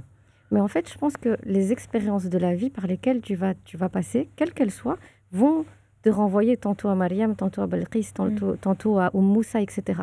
Donc vraiment, quand tu es traversé par une épreuve, aussi douloureuse soit-elle, te projeter dans ces histoires. Prends le Coran, feuillette-le et mets-toi, enfin, j'ai pas envie de dire le mettre au même niveau, c'est pas ça, mais projette-toi dans leur histoire et dis-toi que on est dans un autre temps, on est dans une autre époque, on est peut-être dans une autre intensité d'épreuve, mais ça n'empêche que ton épreuve, elle existe et elle est pleinement reconnue. Ce que tu traverses est réel. Et aux yeux d'Allah, ça vaut quelque chose. Même si aux yeux de tous les autres qui t'entourent, on peut te dire « Oh, ça va, c'est pas grave, t'en fais tout un drame, etc. » Par rapport à la responsabilité spirituelle et morale, on a tendance à se dire que peut-être elle concerne plus l'homme. Mais au final, Allah subhanahu wa ta'ala, il parle des croyants et des croyantes, des vertueux et des vertueuses, des jeûneurs et des jeûneuses, etc. Donc s'il y a cette terminologie-là qui sont utilisées, si ces versets sont agencés de cette façon, c'est pour mettre sur un même piédestal les hommes et les femmes dans la place qu'ils doivent occuper dans la société. Que ce n'est pas juste cantonné à un espace particulier. Oui, et en fait, en même temps, on se pose la question, mais comment, là, en 2025, on en est arrivé là? Qu'est-ce qui fait? Parce que quand je vous écoute, on se dit, subhanallah, on lit le Coran, on a, je parle même de manière générale, les discours par rapport aux femmes, est-ce qu'on lit quand même tous le même Coran? On développe quand même avec toutes les sciences qui ont été développées? Est-ce que c'est voulu, pas voulu? Comment? Est-ce que vous avez une piste par rapport à ça? Comment on en est arrivé là? Oh waouh! Alors là, c'est une question philosophique, sociétale, économique. Oui, non. Je pense que... Je me dis, voilà, si là, de manière, c'est expliqué de manière très simple. Les femmes qui se plaignent des hommes, c'est parce que, quelque part, comment ont été éduqués ces hommes? Est-ce qu'ils ont été éduqués de manière à être des qawwam? Qawwam, c'est quelque chose de très important, parce que l'homme, c'est celui qui protège, qui sort, qui va chercher la subsistance, qui va charbonner. Et c'est une réalité, et c'est écrit. Et la femme, elle, ça ne veut pas dire qu'elle ne peut pas entreprendre, mais sa responsabilité première, c'est son foyer et l'éducation de ses enfants. L'objectif, c'est de créer un environnement qui soit accueillant. Et l'environnement, on appelle ça un foyer. Un foyer, c'est vraiment très important. Et c'est ce que Khadija, radiallahu anha, elle a mis en place. C'est ce foyer stable, ce foyer où le prophète alayhi salam a trouvé cette sérénité. Et qui l'a fait? C'est une femme. Elle s'est occupée de ses 5 enfants. Bien sûr, le prophète avait ce lien aussi avec ses enfants, mais celle qui a créé justement tout ça, cette stabilité, c'est la femme, c'est Khadija. Et nous, on doit s'inspirer de ça. Et elle était aussi quoi? Elle était aussi chef d'entreprise d'une multinationale. Mais ça ne l'a pas empêché de pouvoir mettre en place justement ce foyer sécurité. C'est ça, c'est la sécurité. Donc, parce qu'il y en a qui vont dire, oui, mais bon, la compréhension, oui, mais la femme. Oui, dans le modèle occidental, on veut tellement axer sur le fait que la femme, elle peut faire ce qu'elle veut à l'extérieur, elle peut entreprendre à l'extérieur tout le temps en négligeant son foyer. Il y en a qui vont dire non, elle peut faire les deux. Mais il y a des personnes qui ne peuvent pas faire les deux. Donc, elles vont favoriser plus un côté que d'un autre. Et ça, c'est humain. C'est humain. On ne peut pas tout faire. On ne peut pas être sur toutes les sphères. Et je sais, il y en a qui vont dire non, moi, j'ai réussi à faire les deux. Faux. Faux. Pourquoi? Parce que oui, la perception de la maman, elle va dire oui, moi, mes enfants sont cadres. Je gère. Voilà, je gère, ils sont cadres, ils sont ci, ils sont ça. Oui, ils sont cadres, ils sont médecins, ils sont ce que tu veux. Mais comment ils ont été construits intérieurement? Est-ce qu'ils ont eu la présence de la maman? Est-ce qu'ils ont eu cette bienveillance? Est-ce qu'ils ont eu ce dont ils ont besoin pour pouvoir reproduire un environnement sain avec leur épouse et leurs enfants? C'est ça qui est important. C'est qu'est-ce que moi j'ai transmis à travers ce que je leur ai apporté. Je retiens. C'est lourd. J'ai dû faire. C'est vrai que c'est oui, c'est une responsabilité. Et comment on pourrait déconstruire, aider? Est-ce que vous avez des outils, si on devrait recommencer? En tout cas, tous ces préjugés qu'on a dans la communauté, on va parler d'abord de la communauté, pour revaloriser cette place de la femme. En fait, revenir à la base. Oui, mais qu'est-ce que vous pourriez, si Hanan, je te poserai la question, concrètement? Je vais peut-être me répéter, mais en fait, il y a tellement d'exemples à travers le Coran et la Sunna. On a dans Surat al-Mujadala une femme qui s'est plainte de son mari et Allah subhanahu wa ta'ala a entendu sa plainte. Je ne sais pas si on se rend compte que, j'ai oublié le nom de cette compagnonne, radiyallahu anha, mais il y a un jour où elle a appelé Omar, radiyallahu anhu, elle l'a appelé Umayr, donc petit Omar. Et donc, ça pouvait choquer de se dire, waouh, c'est le calife. Elle appelle petit Omar. Et en fait, lui, il dit, vous savez qui c'est? Et Allah subhanahu wa ta'ala lui a entendu sa plainte, en fait. Donc moi, je suis petit Omar. Donc se dire à quel point Allah, il a valorisé toutes ces femmes qui ont traversé l'histoire. J'ai un autre exemple qui me vient à l'esprit, c'est Shifa bint Abdullah. C'était un modèle que j'ai présenté lors du colloque Corps et âme. C'était une des seules femmes qui était lettrée à l'époque. Donc elle était entourée d'hommes qui savaient ni lire ni écrire. Elle savait lire. Elle était éloquente. Elle a transmis les bases de la médecine à Zaynab, radiallahu anha. Elle lui a appris à lire aussi. Donc c'est juste incroyable. Elle a été nommée ministre du commerce par Omar, radiallahu anha.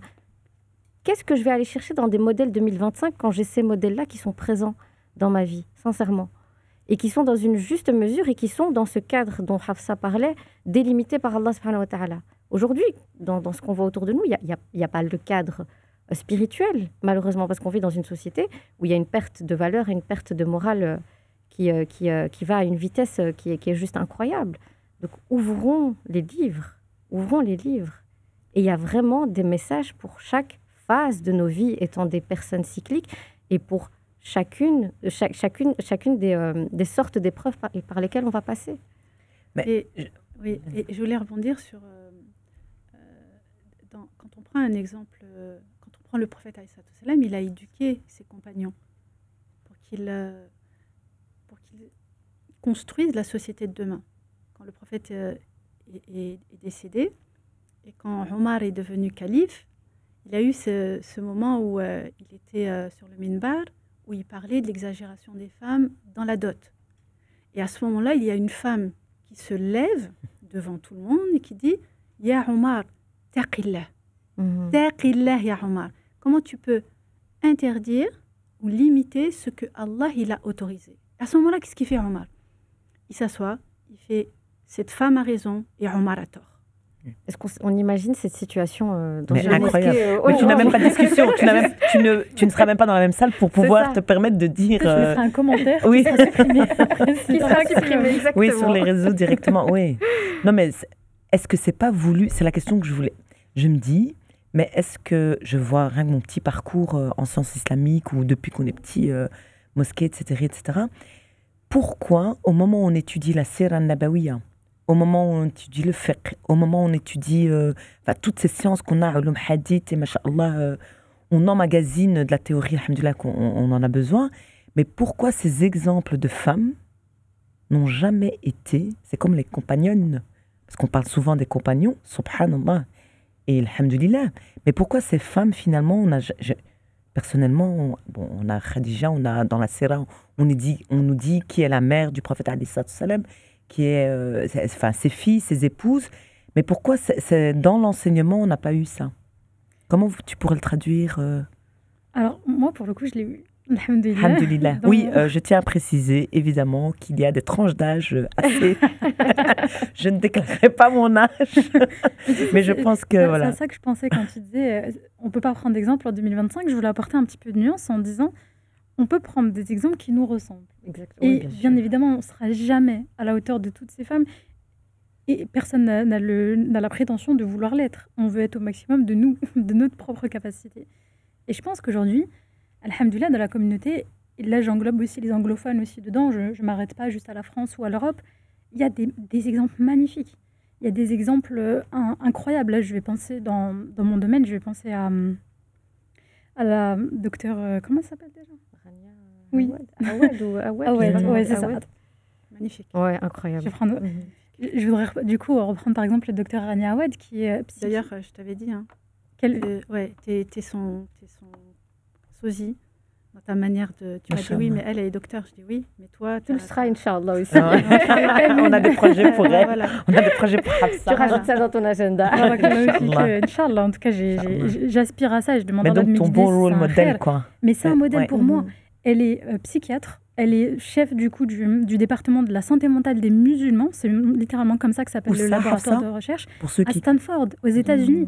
Et donc, elle a un laboratoire spécifique de la santé mentale des musulmans à Stanford, à l'université. Je le répète quand même parce que à quel moment on s'imagine que ça serait possible aujourd'hui en Europe? Elle dirige ça d'une main de fer. Elle est hafid al-Qur'an de 2 lectures. Elle est maman. Elle est maman d'adolescent. Elle est très discrète sur sa vie privée, mais je l'ai eu un professeur direct, donc je les ai vus passer derrière l'écran. Mais de 3 ou 4 enfants, si je ne dis pas de bêtises. Elle a pu, du coup, gérer tout ça, très probablement par phase, parce qu'elle n'a pas notre âge. Hein. C'est une dame qui est beaucoup plus avancée. Et je ne doute pas du fait qu'elle a fait les choses une par une. Et en fait, je la vois et je me dis, mais c'est possible. C'est possible d'être ces exemples-là là aussi. Et je me dis que peut-être à mon humble niveau, je suis peut-être un exemple pour une étudiante en psychologie, pour une jeune sœur qui va se dire, mais comment je vais faire avec mon hijab, ou moi ça m'intéresse, mais on me dit que la santé mentale, ça n'a pas sa place. Ça a sa place. Et donc, comment faire pour se détacher de ça? Je pense que du coup, c'est les 2 facettes d'une même pièce. À la fois chercher dans les exemples des gens qui nous entourent, et ça peut être, en fait, prendre un petit peu de chaque. Je sais pas, la résilience de ta mère, par exemple, si alhamdoulilah, c'est quelqu'un sur qui tu peux t'appuyer, ou une grand-mère, ou une tante, ou une professeure, ou voir dans notre entourage, on a aussi des belles personnes. Et il faut que la lumière, et je parle pas juste des spots, mais que la lumière aussi soit mise sur elle pour que nous, on puisse s'en inspirer. Et la deuxième face de cette pièce-là, c'est que nous, on accepte aussi de devenir des exemples. C'est que nous, on accepte aussi de se dire, de par mon comportement, je suis Hafsa, je vis ma vie avec mes échecs, mes réussites, mes défauts, mes péchés.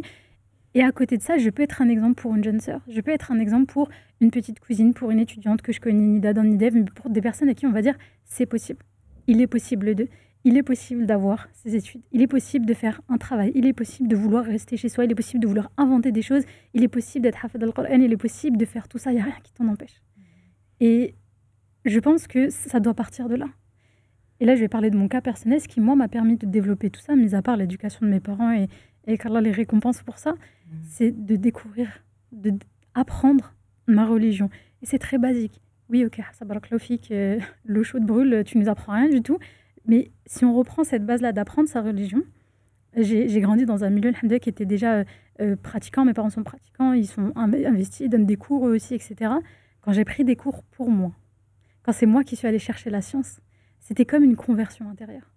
C'était en fait, je l'ai pris d'une manière complètement différente. Comme beaucoup d'adolescentes, j'ai pu avoir des moments où je ne comprenais pas pourquoi dans le Coran, je n'hériterais pas autant que mes frères. En plus, moi, j'ai que des frères, donc j'étais là, attends, je partage avec lui. Moi, j'ai la moitié en plus de ce qui reste. Déjà, c'est pas juste. On a à peu près le même âge, donc il y a ce truc de je vois pas où est la différence. Et je comprends pas pourquoi, tu sais, le hadith de si la femme devait se prosterner devant quelqu'un, ce serait son mari. Alors voilà, comme une bonne grande génération 90, je t'appardon. C'est-à-dire, en quel honneur. Il y a beaucoup de choses que j'ai eu du mal à intégrer. Quand je les ai appris dans un cadre, quand je les ai appris dans un centre de sciences islamiques qui nous l'a transmis en expliquant le pourquoi, en expliquant la sagesse, en expliquant la logique, en fait, on s'éloigne de cette idée de, en fait, peut-être qu'Allah, pour lui, les femmes, elles sont moins bien ou elles méritent moins. En fait, ça n'a tellement rien à voir. Et là, ça t'apaise. Et là, t'es à l'aise, en fait, avec ces histoires, et t'es à l'aise avec ces règles, et t'es à l'aise avec ce que tu dois faire, et t'es à l'aise avec ton rôle, quel qu'il soit. Parce que tu sens la rahma qu'Allah il a envers toi. Et ça passe par l'apprentissage, auprès de bons professeurs, bien évidemment, auprès des bonnes institutions. Vraiment, je le répète encore une fois, on n'apprend pas sa religion tout seul. On n'apprend pas sa religion tout seul, tout comme le Coran, tout comme beaucoup de choses. Il est extrêmement important de se faire entourer des bonnes personnes pour ça. C'est pas toujours facile de trouver les bonnes personnes, surtout de nos jours, mais c'est complètement essentiel. Et là, je me permets juste une petite parenthèse avec tout à l'heure, Dalila, tu nous as dit qui a éduqué ces hommes. Et moi, je me suis dit, en bonne 90 que je suis, mais au bout d'un moment, ils doivent aussi s'éduquer eux-mêmes. Ils doivent aussi s'emparer, et je sais que tu es d'accord, mais je me permets quand même de souligner, mais s'emparer, on doit à un moment ou à un autre, quand bien même on est musulman, descendant de musulmans, on doit s'en emparer pour que ça devienne non plus une religion de tradition, mais une religion de conviction. Sauf que c'est pas ce qu'on voit. Ah, ça c'est sûr. C'est pas ce qu'on voit et c'est de pire en pire et c'est terrible. Oui, sur le terrain, là, sur le terrain, là on parle de théorie, on parle d'Inch'Allah d'idéal et quand on facilite à la communauté, nous permettre de tendre vers ça et nous-mêmes des éléments de cause qui tendront vers ça. Mais comme je disais tout à l'heure, c'est sociétal, c'est économique, c'est des violences systémiques. Franchement, on peut mettre l'histoire de la colonisation aussi là-dedans. Il y a énormément de choses qui se jouent. Le destin des musulmans aujourd'hui en Europe est très différent des destins des musulmans qui sont dans les pays encore en Afrique ou en Asie, parce que c'est indissociable. C'est vraiment indissociable. Et c'est certain que ce n'est pas avec 1h30 de podcast qu'on pourra répondre à tout ça. Mais prendre conscience de ça, juste accepter de se dire, OK, la place de la femme musulmane est totale. Elle est complètement totale et complètement légitime. Et ça m'a fait penser au verset que tu as cité tout à l'heure.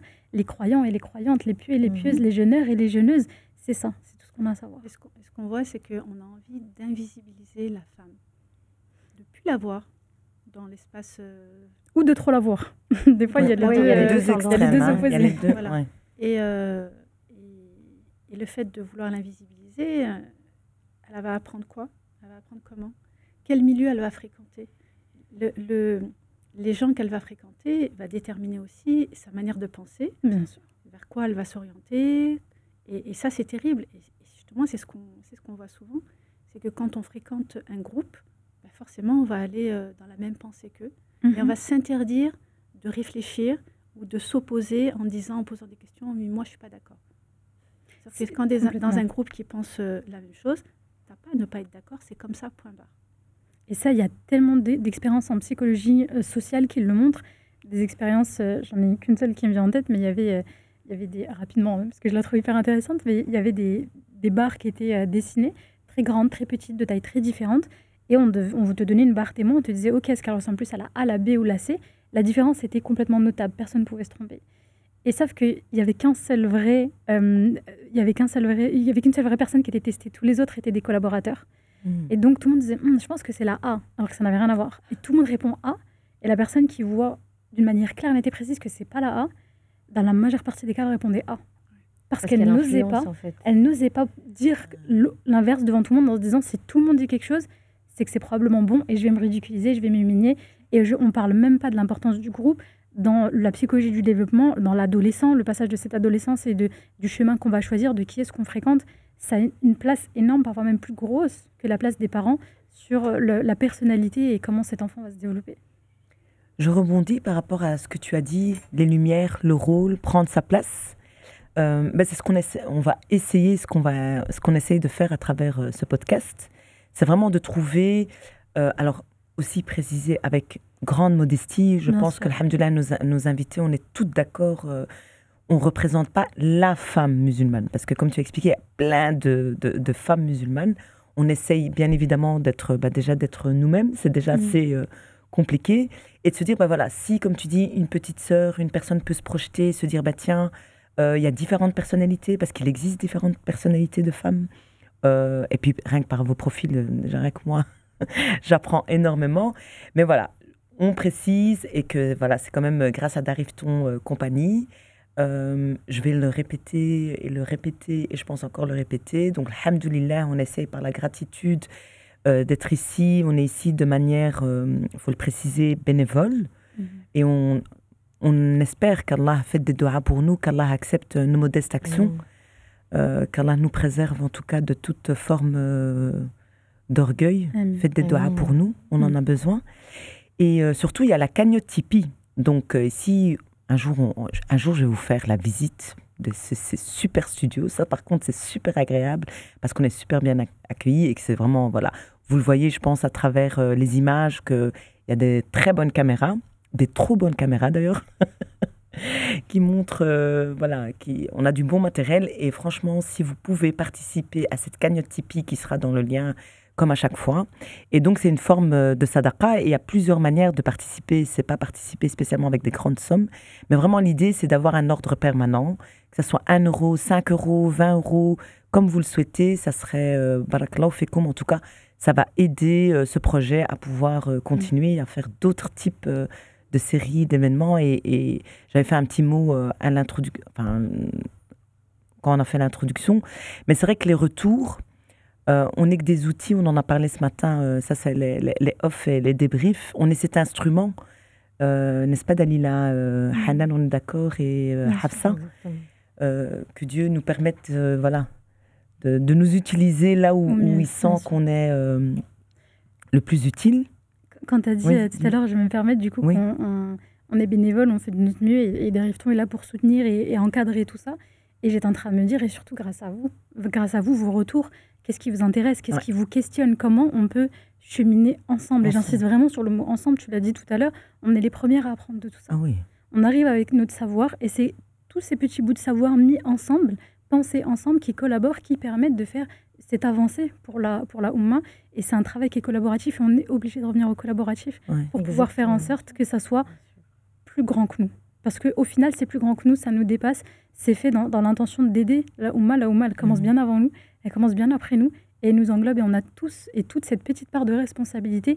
Comment on peut aider, que ce soit à travers des commentaires, des partages, des likes, que ce soit à travers, du coup, ces actions de Tipeee. Et effectivement, comme tu l'as dit, à tout niveau. Un 50 centimes à 1 euro qui peut amener à un khayr qui est beaucoup plus grand que ça et qui va peut-être permettre à une personne de se rendre compte que elle aussi, elle peut faire des études et elle aussi, elle peut faire ça et à son tour être une source de khayr dans 10, 15, 20 ans. Amin. Justement, on parle de ces défis. Donc là, on est parti de l'histoire du Coran. Et alors, on a le côté plus pragmatique, enfin, même si tout était pragmatique, théorique, ces défis contemporains. Parce que l'idée, c'est ces enseignements, toutes ces sagesses, toutes ces histoires, ces biographies, on peut le dire aussi, et surtout, Kalam Allah, quand on regarde, peut aider cette femme. Bon, après, on va nous dire, là, vous êtes focus femme, mais je pense que énormément d'hommes aussi vont apprendre beaucoup de choses, mais on va pas se mentir que pour une fois qu'on a, on va pas se gêner.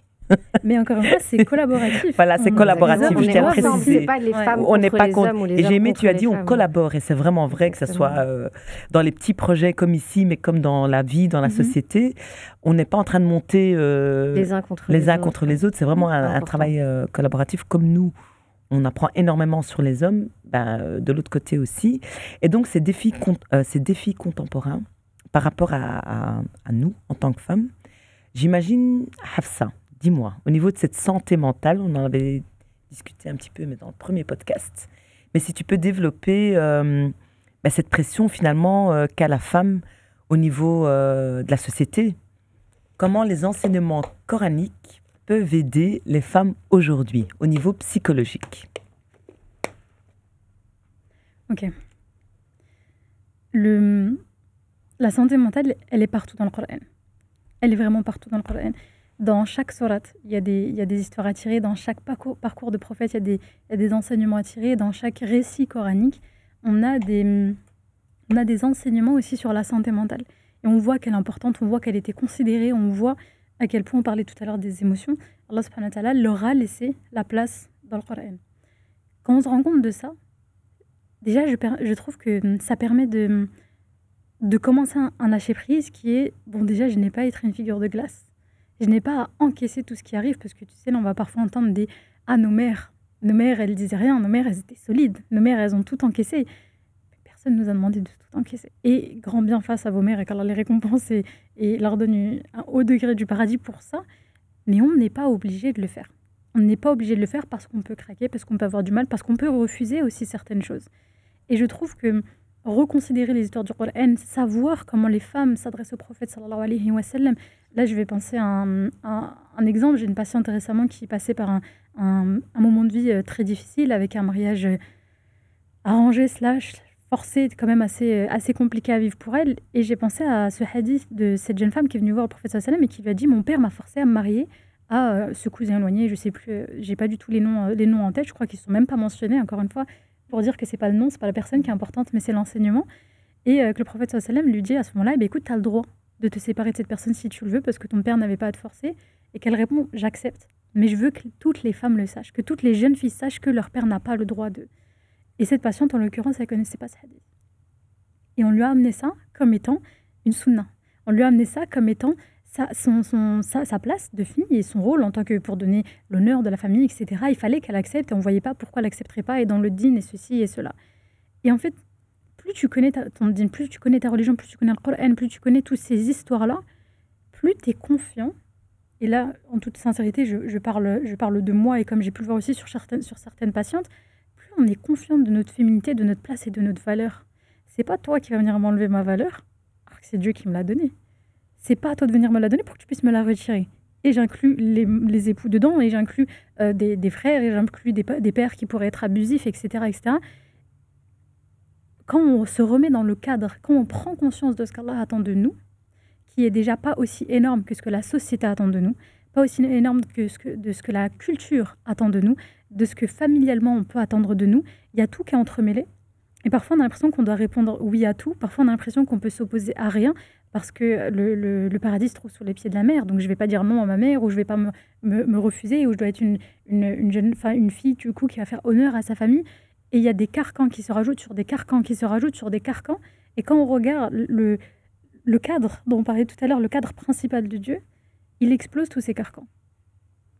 Connaître sa religion est le meilleur moyen de s'alléger l'esprit, parce qu'on se dit, mais en fait, il ne m'a jamais demandé tout ça. Il m'a jamais demandé de tout gérer, il m'a jamais demandé de patienter, surtout il m'a jamais demandé de tout encaisser. Ça, encore une fois, c'est culturel, c'est économique, c'est sociétal, c'est philosophique, on peut aborder ça de plein d'axes différents. Mais en tout cas, c'est pas religieux. C'est pas religieux et c'est pas spirituel. Et revenir à ça, ça te donne cette légitimité. Vraiment, je vois ça comme un poids que tu lâches en disant, mais c'est votre poids. Tu as fait le choix de le transmettre, par exemple en parlant aux mères, où tu n'as pas su faire autrement, ou tu n'as pas pu faire autrement dans le contexte dans lequel toi, tu as grandi. J'en suis désolée pour toi, mais la transmission transgénérationnelle, je ne suis pas obligée de la supporter. Et je veux me détacher de ça parce que c'est pas ce que Dieu attend de moi. Alors, je ne sais pas si je réponds à ta question, mais... La réalité du terrain... Elle est plus compliquée. Voilà, elle est tout autre parce que on fait vivre un poids énorme sur les jeunes filles qui vont devenir des femmes. Et le poids de ces mères qui vont transmettre justement cette manière d'être, même si elles vont... De toute façon, ça va rentrer au clash. En disant, je ne suis pas responsable de ce que toi, tu as vécu et je ne veux pas qu'on me transmette ça. Et bien sûr, tu vas mettre la religion au milieu en disant, c'est pas de cette manière et c'est mon droit de te dire non parce que c'est pas quelque chose qui va être bénéfique pour moi ou pour ma foi. À ce moment-là, elles vont être sujettes à quoi ? À des pressions, à des insultes, à de l'humiliation. Ça, c'est une réalité et on peut pas le mettre de côté parce que c'est une souffrance énorme. Parce qu'il y a la culpabilité qui va venir et c'est très, très dur à vivre, surtout quand elles sont mariées et qu'elles ont des enfants et qu'on leur impose des choses qui sont contre, mais vraiment contre leur voilà ce qu'elles doivent faire, surtout quand la maman, elle impose de désobéir au mari. Ça, c'est terrible. Et ça, j'ai eu pas mal de témoignages là-dessus, et c'est horrible. Et c'est en ça que je parle de multifactorialité. C'est qu'à aucun moment, aujourd'hui, malheureusement, on ne peut agir que par le prisme du din et ignorer les traumatismes avec lesquels on a grandi, et ignorer les schémas familiaux dans lesquels on est, et ignorer les schémas sociétals, encore une fois, les violences aussi financières, et des choses qui sont acceptées parce que financièrement, je ne peux pas me défaire de ce mari, ou financièrement, je ne peux pas sortir de ce cadre dans lequel je vis aujourd'hui. C'est vraiment multifactoriel. Et je pense que tu as raison quand même de le souligner, Dalila, et que c'est un message que je vais vraiment exprimer pour être sûr qu'il soit bien transmis. Il n'y a aucune culpabilité à avoir sur toutes les personnes qui nous écoutent. Aujourd'hui, on fait tous du mieux qu'on peut avec les armes qu'on a. On fait tous du mieux qu'on peut avec les capacités, les ressources qu'on a, et on n'a pas tous les mêmes. Ça fait partie du risque. Le risque, on va parler d'argent, mais il y a aussi toutes ces choses-là. Les traumatismes qu'on va porter, les parents qu'on a eus, eux-mêmes ce qu'ils ont traversé, ça fait partie de notre risque. Et chacun chemine à la hauteur de ses capacités. Et on revient sur ce verset, La yukallifullahu nafsan illa wus'aha. Et peut-être qu'un cheminement, vous vous dites pourquoi j'arrive pas à faire ça, parce que ton histoire à toi, elle est différente. Et je pense que tu as raison de le souligner, vraiment cette multifactorialité qui fait que c'est pas qu'une question de volonté, c'est pas qu'une question de je vais faire une thérapie ou je vais pas faire une thérapie. Parce qu'on peut faire une thérapie, mais si on revient à chaque fois dans un même environnement qui, lui, ne change pas, on va revenir aux mêmes racines. Et aussi, ce qu'on peut constater, vous avez sûrement dû le constater, c'est que tous les sujets reviennent à la femme. Voilà, tous les débats, c'est la femme. Comment elle doit se comporter, comment elle doit être, voilà. Comment elle doit être, comment est-ce que être une bonne épouse, une bonne mère, une bonne... Mais en fin de compte... En fait, on met tout le poids du développement de la société sur les épaules de la femme. Exactement. Alors qu'Allah subhanahu wa ta'ala lui-même lui donne des pauses. C'est ça. La société ne laisse aucune pause. Exactement. Bah, Hanan, justement, ce poids, comme tu dis, la vision de ces enseignements coraniques avec cette vision de la femme musulmane au niveau de sa santé, tu veux dire? Oui. Alors, j'en reviens à ce que je disais il y a quelques instants. Allah subhanahu wa ta'ala, il a créé la femme cyclique. C'est-à-dire que la femme au J1 de son cycle, c'est pas la femme au J27 ou 25 de son cycle, ça n'a rien à voir. Il y a quelque chose qui est très fluctuant, que ce soit au niveau émotionnel, mais aussi au niveau physique. Donc, c'est-à-dire que nous, en tant que femmes, on ne peut pas travailler de la même façon. Normalement, je dis bien dans un idéal. Après, ce n'est pas forcément possible, mais on peut essayer de mettre en place certaines actions pour. On ne peut pas travailler de la même façon au J1 qu'au J15 ou au J16, etc. On n'a pas la même force, même physique. Donc ça, c'est important de le reconnaître. Allah subhanahu wa ta'ala, il fait aussi en sorte que de créer des ressources chez la femme. Moi, il y a un bel exemple qui me vient à l'esprit. Bon, j'en reviens encore à Moussam, mais c'est par rapport à l'allaitement. Pourquoi est-ce que je parle de ça? Parce que j'ai beaucoup investigué l'aspect miraculeux au niveau scientifique qu'est le lait maternel. Et subhanallah, même quand la femme qui allaite dort, subhanallah, elle produit plus d'endorphines qu'une femme qui n'allaite pas. Donc, c'est-à-dire que le sommeil de la femme qui allaite, il est plus récupérateur que celle qui n'allaite pas. Aujourd'hui, la société, elle nous pousse à quoi? Elle nous pousse à nous déconnecter aussi de cette physiologie-là, de ce lien entre guillemets. Après, il n'y a pas de culpabilité à avoir quand l'allaitement n'est pas possible, il n'y a aucun problème.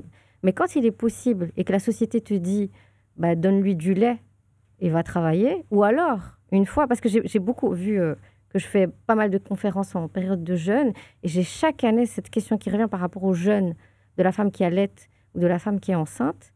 J'ai une femme, une fois, qui m'a témoigné du fait que elle m'a dit oui, j'ai envoyé mon mari chez l'imam pour lui poser la question par rapport à est-ce que je jeûne alors que j'allaite. L'imam lui a dit va acheter du lait en poudre. Ah ben voilà, comme ça c'est fait. Ben oui, c'est rapide, c'est efficace. Va acheter du lait en poudre. Donc tu es en train de priver, juste l'expertise. Tu es en train de priver l'enfant de son droit.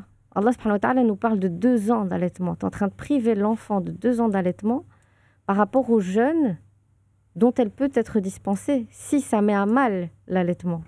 Subhanallah. Donc c'est quand même dingue. Donc il y a aussi, reconnaissez en fait l'expertise là où elle se trouve et reconnaissez aussi les expériences de femmes chez celles chez qui elles le vivent. Donc aucun homme n'a vécu un allaitement jusqu'à présent, aucun homme n'a vécu ce qu'est un cycle menstruel. Donc cette expertise-là, elle est propre à la femme. Alors bien évidemment, elle doit être complétée par la science. Ça, l'un ne va pas sans l'autre. Mais ne retirez pas. C'est bien fait, en fait. Enfin, voilà, ça, c'était par rapport à la santé. Et donc, pour en revenir à cette question de cycle, reprenez ce pouvoir sur votre corps. C'est ce qui se passe dans votre corps, personne n'est plus à même de le savoir que vous-même. C'est-à-dire que parfois, même au niveau médical, ça n'est pas reconnu.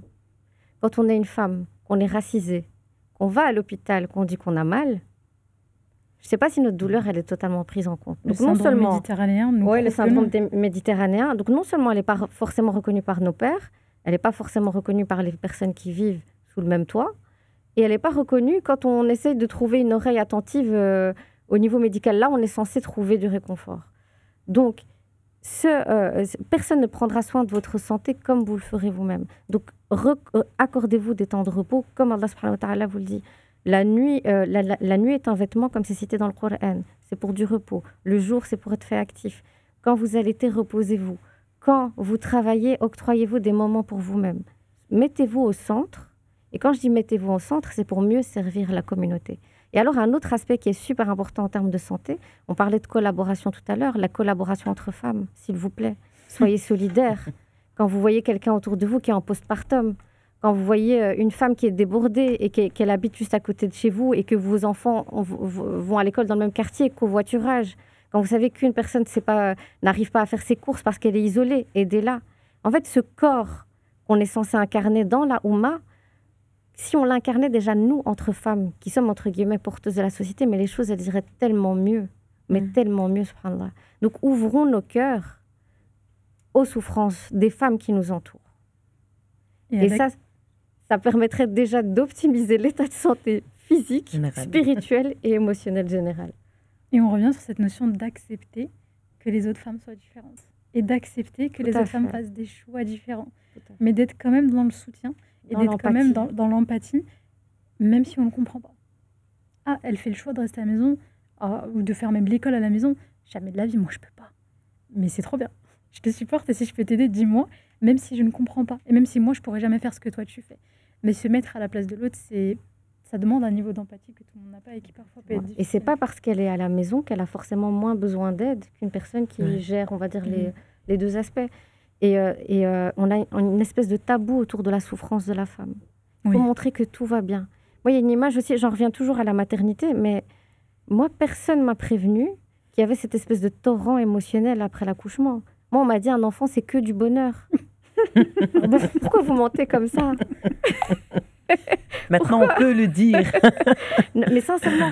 Alors que, mais c'est un peu comme le mariage enfant, les classiques. J'ai quand même une base scientifique et médicale, mais pas à aucun moment on m'a dit qu'il y avait un torrent émotionnel incroyable après la naissance d'un enfant. Soyez honnête déjà avec vous-même et avec les nouvelles mamans, s'il vous plaît. Oui, c'est vrai. Et puis les mamans qui allaitent, par exemple, quand elles vont allaiter, donc elles ont des tâches à la maison à faire, par exemple, dès que bébé dort, elles vont se mettre... Mais dormez, Finesse. Non, elles ne veulent pas dormir. Pourquoi tu ne dors pas? Oui, on va aller faire tourner des machines, on va essayer de rattraper les machines, du temps. Je vais faire, je vais m'avancer sur le travail que je dois faire. Mais non, ton bébé dort, il dort. Le ménage, il attendra. On s'en fiche que ce soit pagaille. De toute façon, ça ne bougera pas. Il n'y a personne qui le fera à ta place. Mais ça, elles ont encore du mal là-dessus. Et en plus, on voit même à travers le cycle de la femme après l'accouchement, les lochis qui durent entre 40 et 60 jours. C'est pour qu'il y ait cette fusion avec le bébé. C'est pour que vous ayez le même rythme. Quand vous êtes éveillés ensemble. Et il y a cette connexion qui passe à travers la nourriture, l'allaitement ou le biberon. Et puis, il y a ces périodes de repos que vous devez vous octroyer. C'est vraiment, vous êtes à deux pendant cette période-là. Même le mari, entre guillemets, est mis à part, puisqu'il est... C'est dommage de le mettre à part.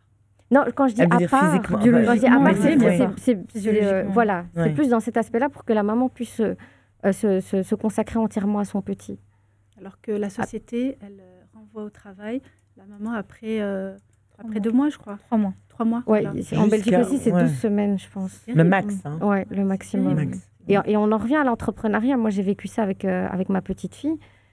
Pas de congé... À l'époque, c'était comme ça. Il n'y avait pas de congé de maternité pour les femmes qui étaient entrepreneuses. Donc, la société est vraiment mal faite par rapport à la femme dans les différentes phases de sa vie. Il faut du rendement. Et puis, moi, je me souviens qu'après l'accouchement, je me disais, mais il faut que je prouve que... Alors que personne ne m'a rien demandé. Mais vraiment, on se dit, il faut que je prouve que je peux reprendre le travail rapidement. Et avec du recul, on se rend compte, mais tous les petits moments que j'ai pu rater à cause de cet aspect. Je veux prouver, mais tu veux prouver à qui? Personne ne t'a rien demandé. Personne, absolument personne. Comment on pourrait aider nos auditrices, les auditeurs aussi, à concilier, vous allez me dire, j'ai pas de remède miracle, mais au moins des petits, rien que par rapport à vos expériences personnelles et vos expertises, à concilier ces différentes facettes, que ça soit, voilà, avec l'époque, se dire, voilà, en même temps, modernité, spiritualité, comme tu dis, le contexte, il y a le contexte, mais comme tu dis, des fois, rien qu'entre nous, déjà, intracommunautaire, ou nous-mêmes avec nous-mêmes, finalement. Dalila. Oui. Comment pourrait-on concilier cet esprit en même temps de se dire, voilà, l'esprit, enfin, j'aime pas dire moderne, mais dire moderne et spirituel, justement, du rôle de la femme. Est-ce que tu aurais des petits tips, des outils, des conseils? Alors déjà, la modernité, c'est pas quelque chose de négatif. À partir du moment où on prend de la modernité, ce qui va nous servir à évoluer en termes spirituels. Parce que finalement, notre vie, elle est axée sur la spirituelle. Dans tous les aspects de notre vie, à partir du moment où on se lève et on va dormir, on est lié à Allah subhanahu wa ta'ala. Et ça, c'est l'aspect fondamental qu'on ne doit pas occulter. Maintenant, quel tips? C'est d'être consciente constamment, de se remettre en question, de pouvoir faire certains efforts là où on a l'énergie de le faire, et à des moments où on n'en a pas, d'avoir l'humilité de dire « je ne peux pas ». Et là, je me pose et j'arrête. Et le prophète alayhi salam, il disait bien, hein, quand tu es fatigué, tu fais une pause. Pas une pause dans la prière, mais tu diminues ce que tu peux diminuer. Parce que quand tu es fatigué et que tu vas te forcer à faire les choses, tu n'as plus la même intention. Et donc, c'est important de pouvoir s'écouter et de pouvoir mettre en place d'autres choses. Hanan, tu aurais un conseil, un verset, un outil Moi, l'aspect qui me vient à l'esprit, c'est le juste milieu, la recherche du juste milieu. La vie du musulman est faite du juste milieu. Donc, essayez d'aspirer à ça. Le juste milieu dans votre vie moderne et dans votre vie spirituelle. Et d'essayer de concilier les deux. Je me répète, juste milieu, en fait. Hafsa, tu aurais un conseil, un verset, un outil? Une conférence? Un lien? Je pense que si j'avais un dernier conseil, et ce dont j'aimerais que nos auditrices aujourd'hui ou nos auditeurs repartent avec, c'est vraiment, je reviens à l'histoire de Maryam, et c'est de garder en tête le fait que ton niveau de foi ne viendra jamais te protéger des oscillations de ta santé mentale. Ton niveau de foi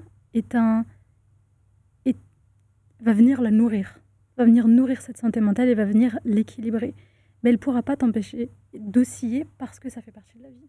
Et plus vite tu accepteras d'être cyclique, d'avoir des hauts et des bas, d'avoir des phases dans ta vie, des phases où tu vas vouloir travailler, des phases où tu ne vas pas vouloir travailler, des phases où tu vas vouloir faire plein de choses pour la communauté, d'autres phases où tu voudras juste être toi, dans ton foyer, toute seule.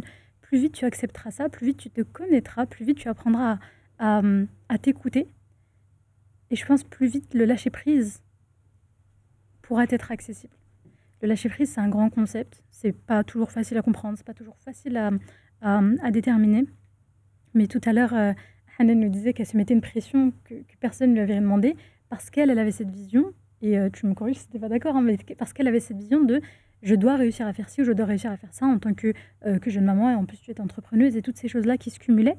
Mais si on accepte de se dire, et pour accepter, il faut lire, il faut connaître, il faut entendre tout ce qu'on a pu dire aujourd'hui, et il faut l'intégrer comme étant une autorisation qu'Allah t'a donnée. Au-delà de l'autorisation, c'est même une obligation. Tu n'as pas le choix que de ne pas jeûner pendant Ramadan quand tu as tes menstrues.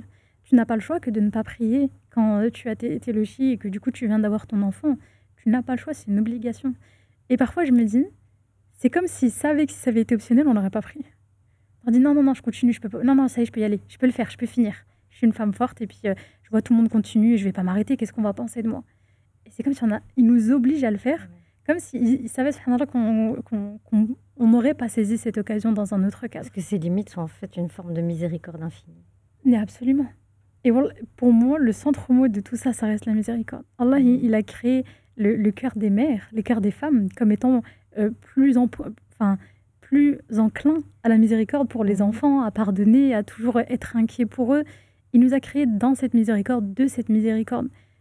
À partir de là, et essayer de voir la vie de cet aspect-là. Et je redis encore une fois, c'est compliqué. Cliniquement, à mettre en place sur le terrain, c'est pas facile. Mais voir ça comme un ancrage. On va s'égarer. Le courant, il va nous emmener dans des directions qu'on n'avait peut-être pas prévues. Mais si tu es accroché fermement à cette corde, à la corde d'Allah Azzawajal, cet ancrage, il te permet de revenir là-dedans et de tenir dans les moments de tornade et les moments d'épuisement.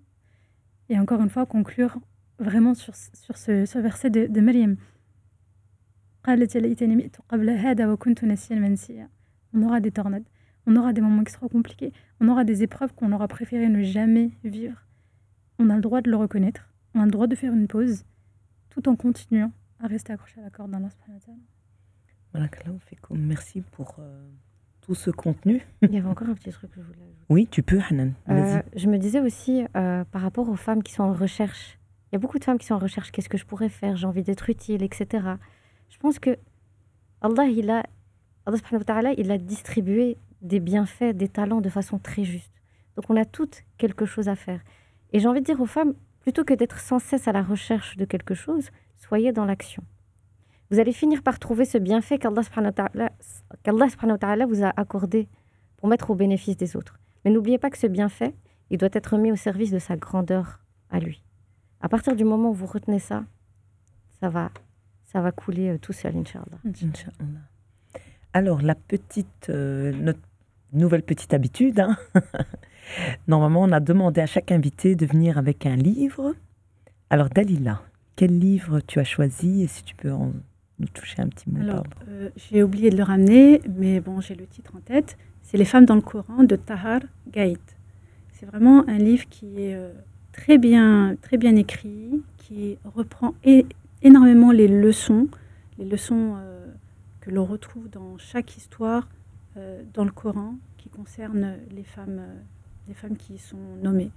Et vraiment, c'est un livre à avoir. On vous mettra tous les liens avec le nom, comme ça on n'oublie pas. Hanan. Alors moi, le livre que j'ai pris, c'est un peu long déjà le titre, c'est le recueil bénéfique des enseignements coraniques. Et donc en fait, c'est des leçons, des subtilités qui sont issues du Coran. Donc il y a des versets, il y a aussi des leçons, des annotations des attributs divins, des qualités des croyants. Donc franchement, c'est basé sur le tafsir du Cheikh Saadi, c'est aux éditions Al-Bayyina. Et franchement, c'est une pépite quand vous faites de la recherche, quand vous cherchez à être apaisé à travers un verset. Il y a toutes les paraboles magnifiques qui sont reprises. Et franchement, pour moi, c'est vraiment une pépite que j'aime bien. Même quand vous n'êtes pas bien, que vous êtes un peu déprimé, prenez-le et feuilletez-le. Vous allez tomber sur quelque chose qui va vous rassurer. Hafsa. Alors tu vois, moi j'ai oublié et j'accepte de ne pas être performante. Ouais, j'adore. Nous acceptons aussi. Exactement, alhamdoulilah, je pense que là, les filles ont déjà présenté des ouvrages déjà très intéressants. Quand vous aurez fini de les méditer et de les lire, vous me direz, Inch'Allah, d'ici là, j'aurai trouvé un livre à vous présenter. Inch'Allah, pour la prochaine fois. Hanan, est-ce que tu peux nous montrer la couverture de ton livre? Oui, bien sûr. Le voici. Donc c'est aux éditions Al-Bayyina, je le rappelle. Dalila, je te remercie pour ta présence aujourd'hui. Tu es toujours la bienvenue parmi nous. Barakallahu fik. Hanan aussi, je te remercie pour ta présence et vos contenus. Barakallahu fik à toi aussi, Hakima. Hafsa, pour une première, en tout cas moi je suis honorée aussi, et bien évidemment que tu es la bienvenue pour d'autres podcasts. Barakallahu fik, vraiment c'est moi qui vous remercie de l'invitation de créer des espaces comme ça. On peut aller plus loin que... Parce que je sais que nous, on crée du contenu. Un réel, c'est 30 secondes. On n'a pas le temps d'aller en profondeur. Et des formats comme ceux-là, je trouve que c'est vraiment important pour pouvoir creuser le plus possible, vraiment argumenter, donner des vrais axes de réflexion et pas juste des conseils rapides comme nous le permettent et nous limitent les réseaux sociaux. Et c'est pour ça que je pense que, encore une fois, ce travail est extrêmement important. Et je rappelle que c'est un travail collaboratif. Chacun est venu apporter aujourd'hui sa pierre à l'édifice et vous aussi, vous pouvez apporter votre pierre à l'édifice, que ça soit gratuitement avec des partages, des commentaires, du soutien, des retours, des conseils aussi sur les thématiques qui vous intéressent ou aussi monétaires parce que l'argent reste le nerf de la guerre. On en a besoin aussi pour faire tourner tout ce travail. Donc n'hésitez pas à soutenir, que ce soit 1 euro, 50 centimes, que ce soit votre zakat. Je pense qu'on peut tous collaborer et avec des gouttes d'eau, on fait des océans. Et peut-être que c'est même pas peut-être, c'est cause de khair. Inch'Allah, vous le retrouverez Yawm al-Qiyamah, mais sous quelle envergure, à quel niveau elles se seront multipliées parce qu'on sera venu, bi'idnillah, et on le souhaite, aider d'autres jeunes derrière nous, la communauté aussi. Wallahu alam. Donc faire un petit acte pour, Inch'Allah, avoir une récompense beaucoup plus grande. Merci beaucoup. Les femmes dans le Coran ne sont pas que des récits du passé, mais des sources vivantes d'inspiration pour aujourd'hui. Elles sont des actrices de foi, de sagesse et de courage, que ce soit Assia, Belqis, Maryam et tant d'autres qui incarnent des modèles intemporels qui éclairent encore nos vies. Le message coranique s'adresse à tous les hommes et les femmes, que chacun est appelé à marcher vers Allah, qu'Allah nous accorde la force de méditer sur les récits des femmes qu'il a lui-même honorées dans son livre et qui donne à ces femmes, à nous, les femmes, une force, la dignité et la lumière dans leur foyer et la paix et l'équilibre par le Coran. Assalamu alaikum.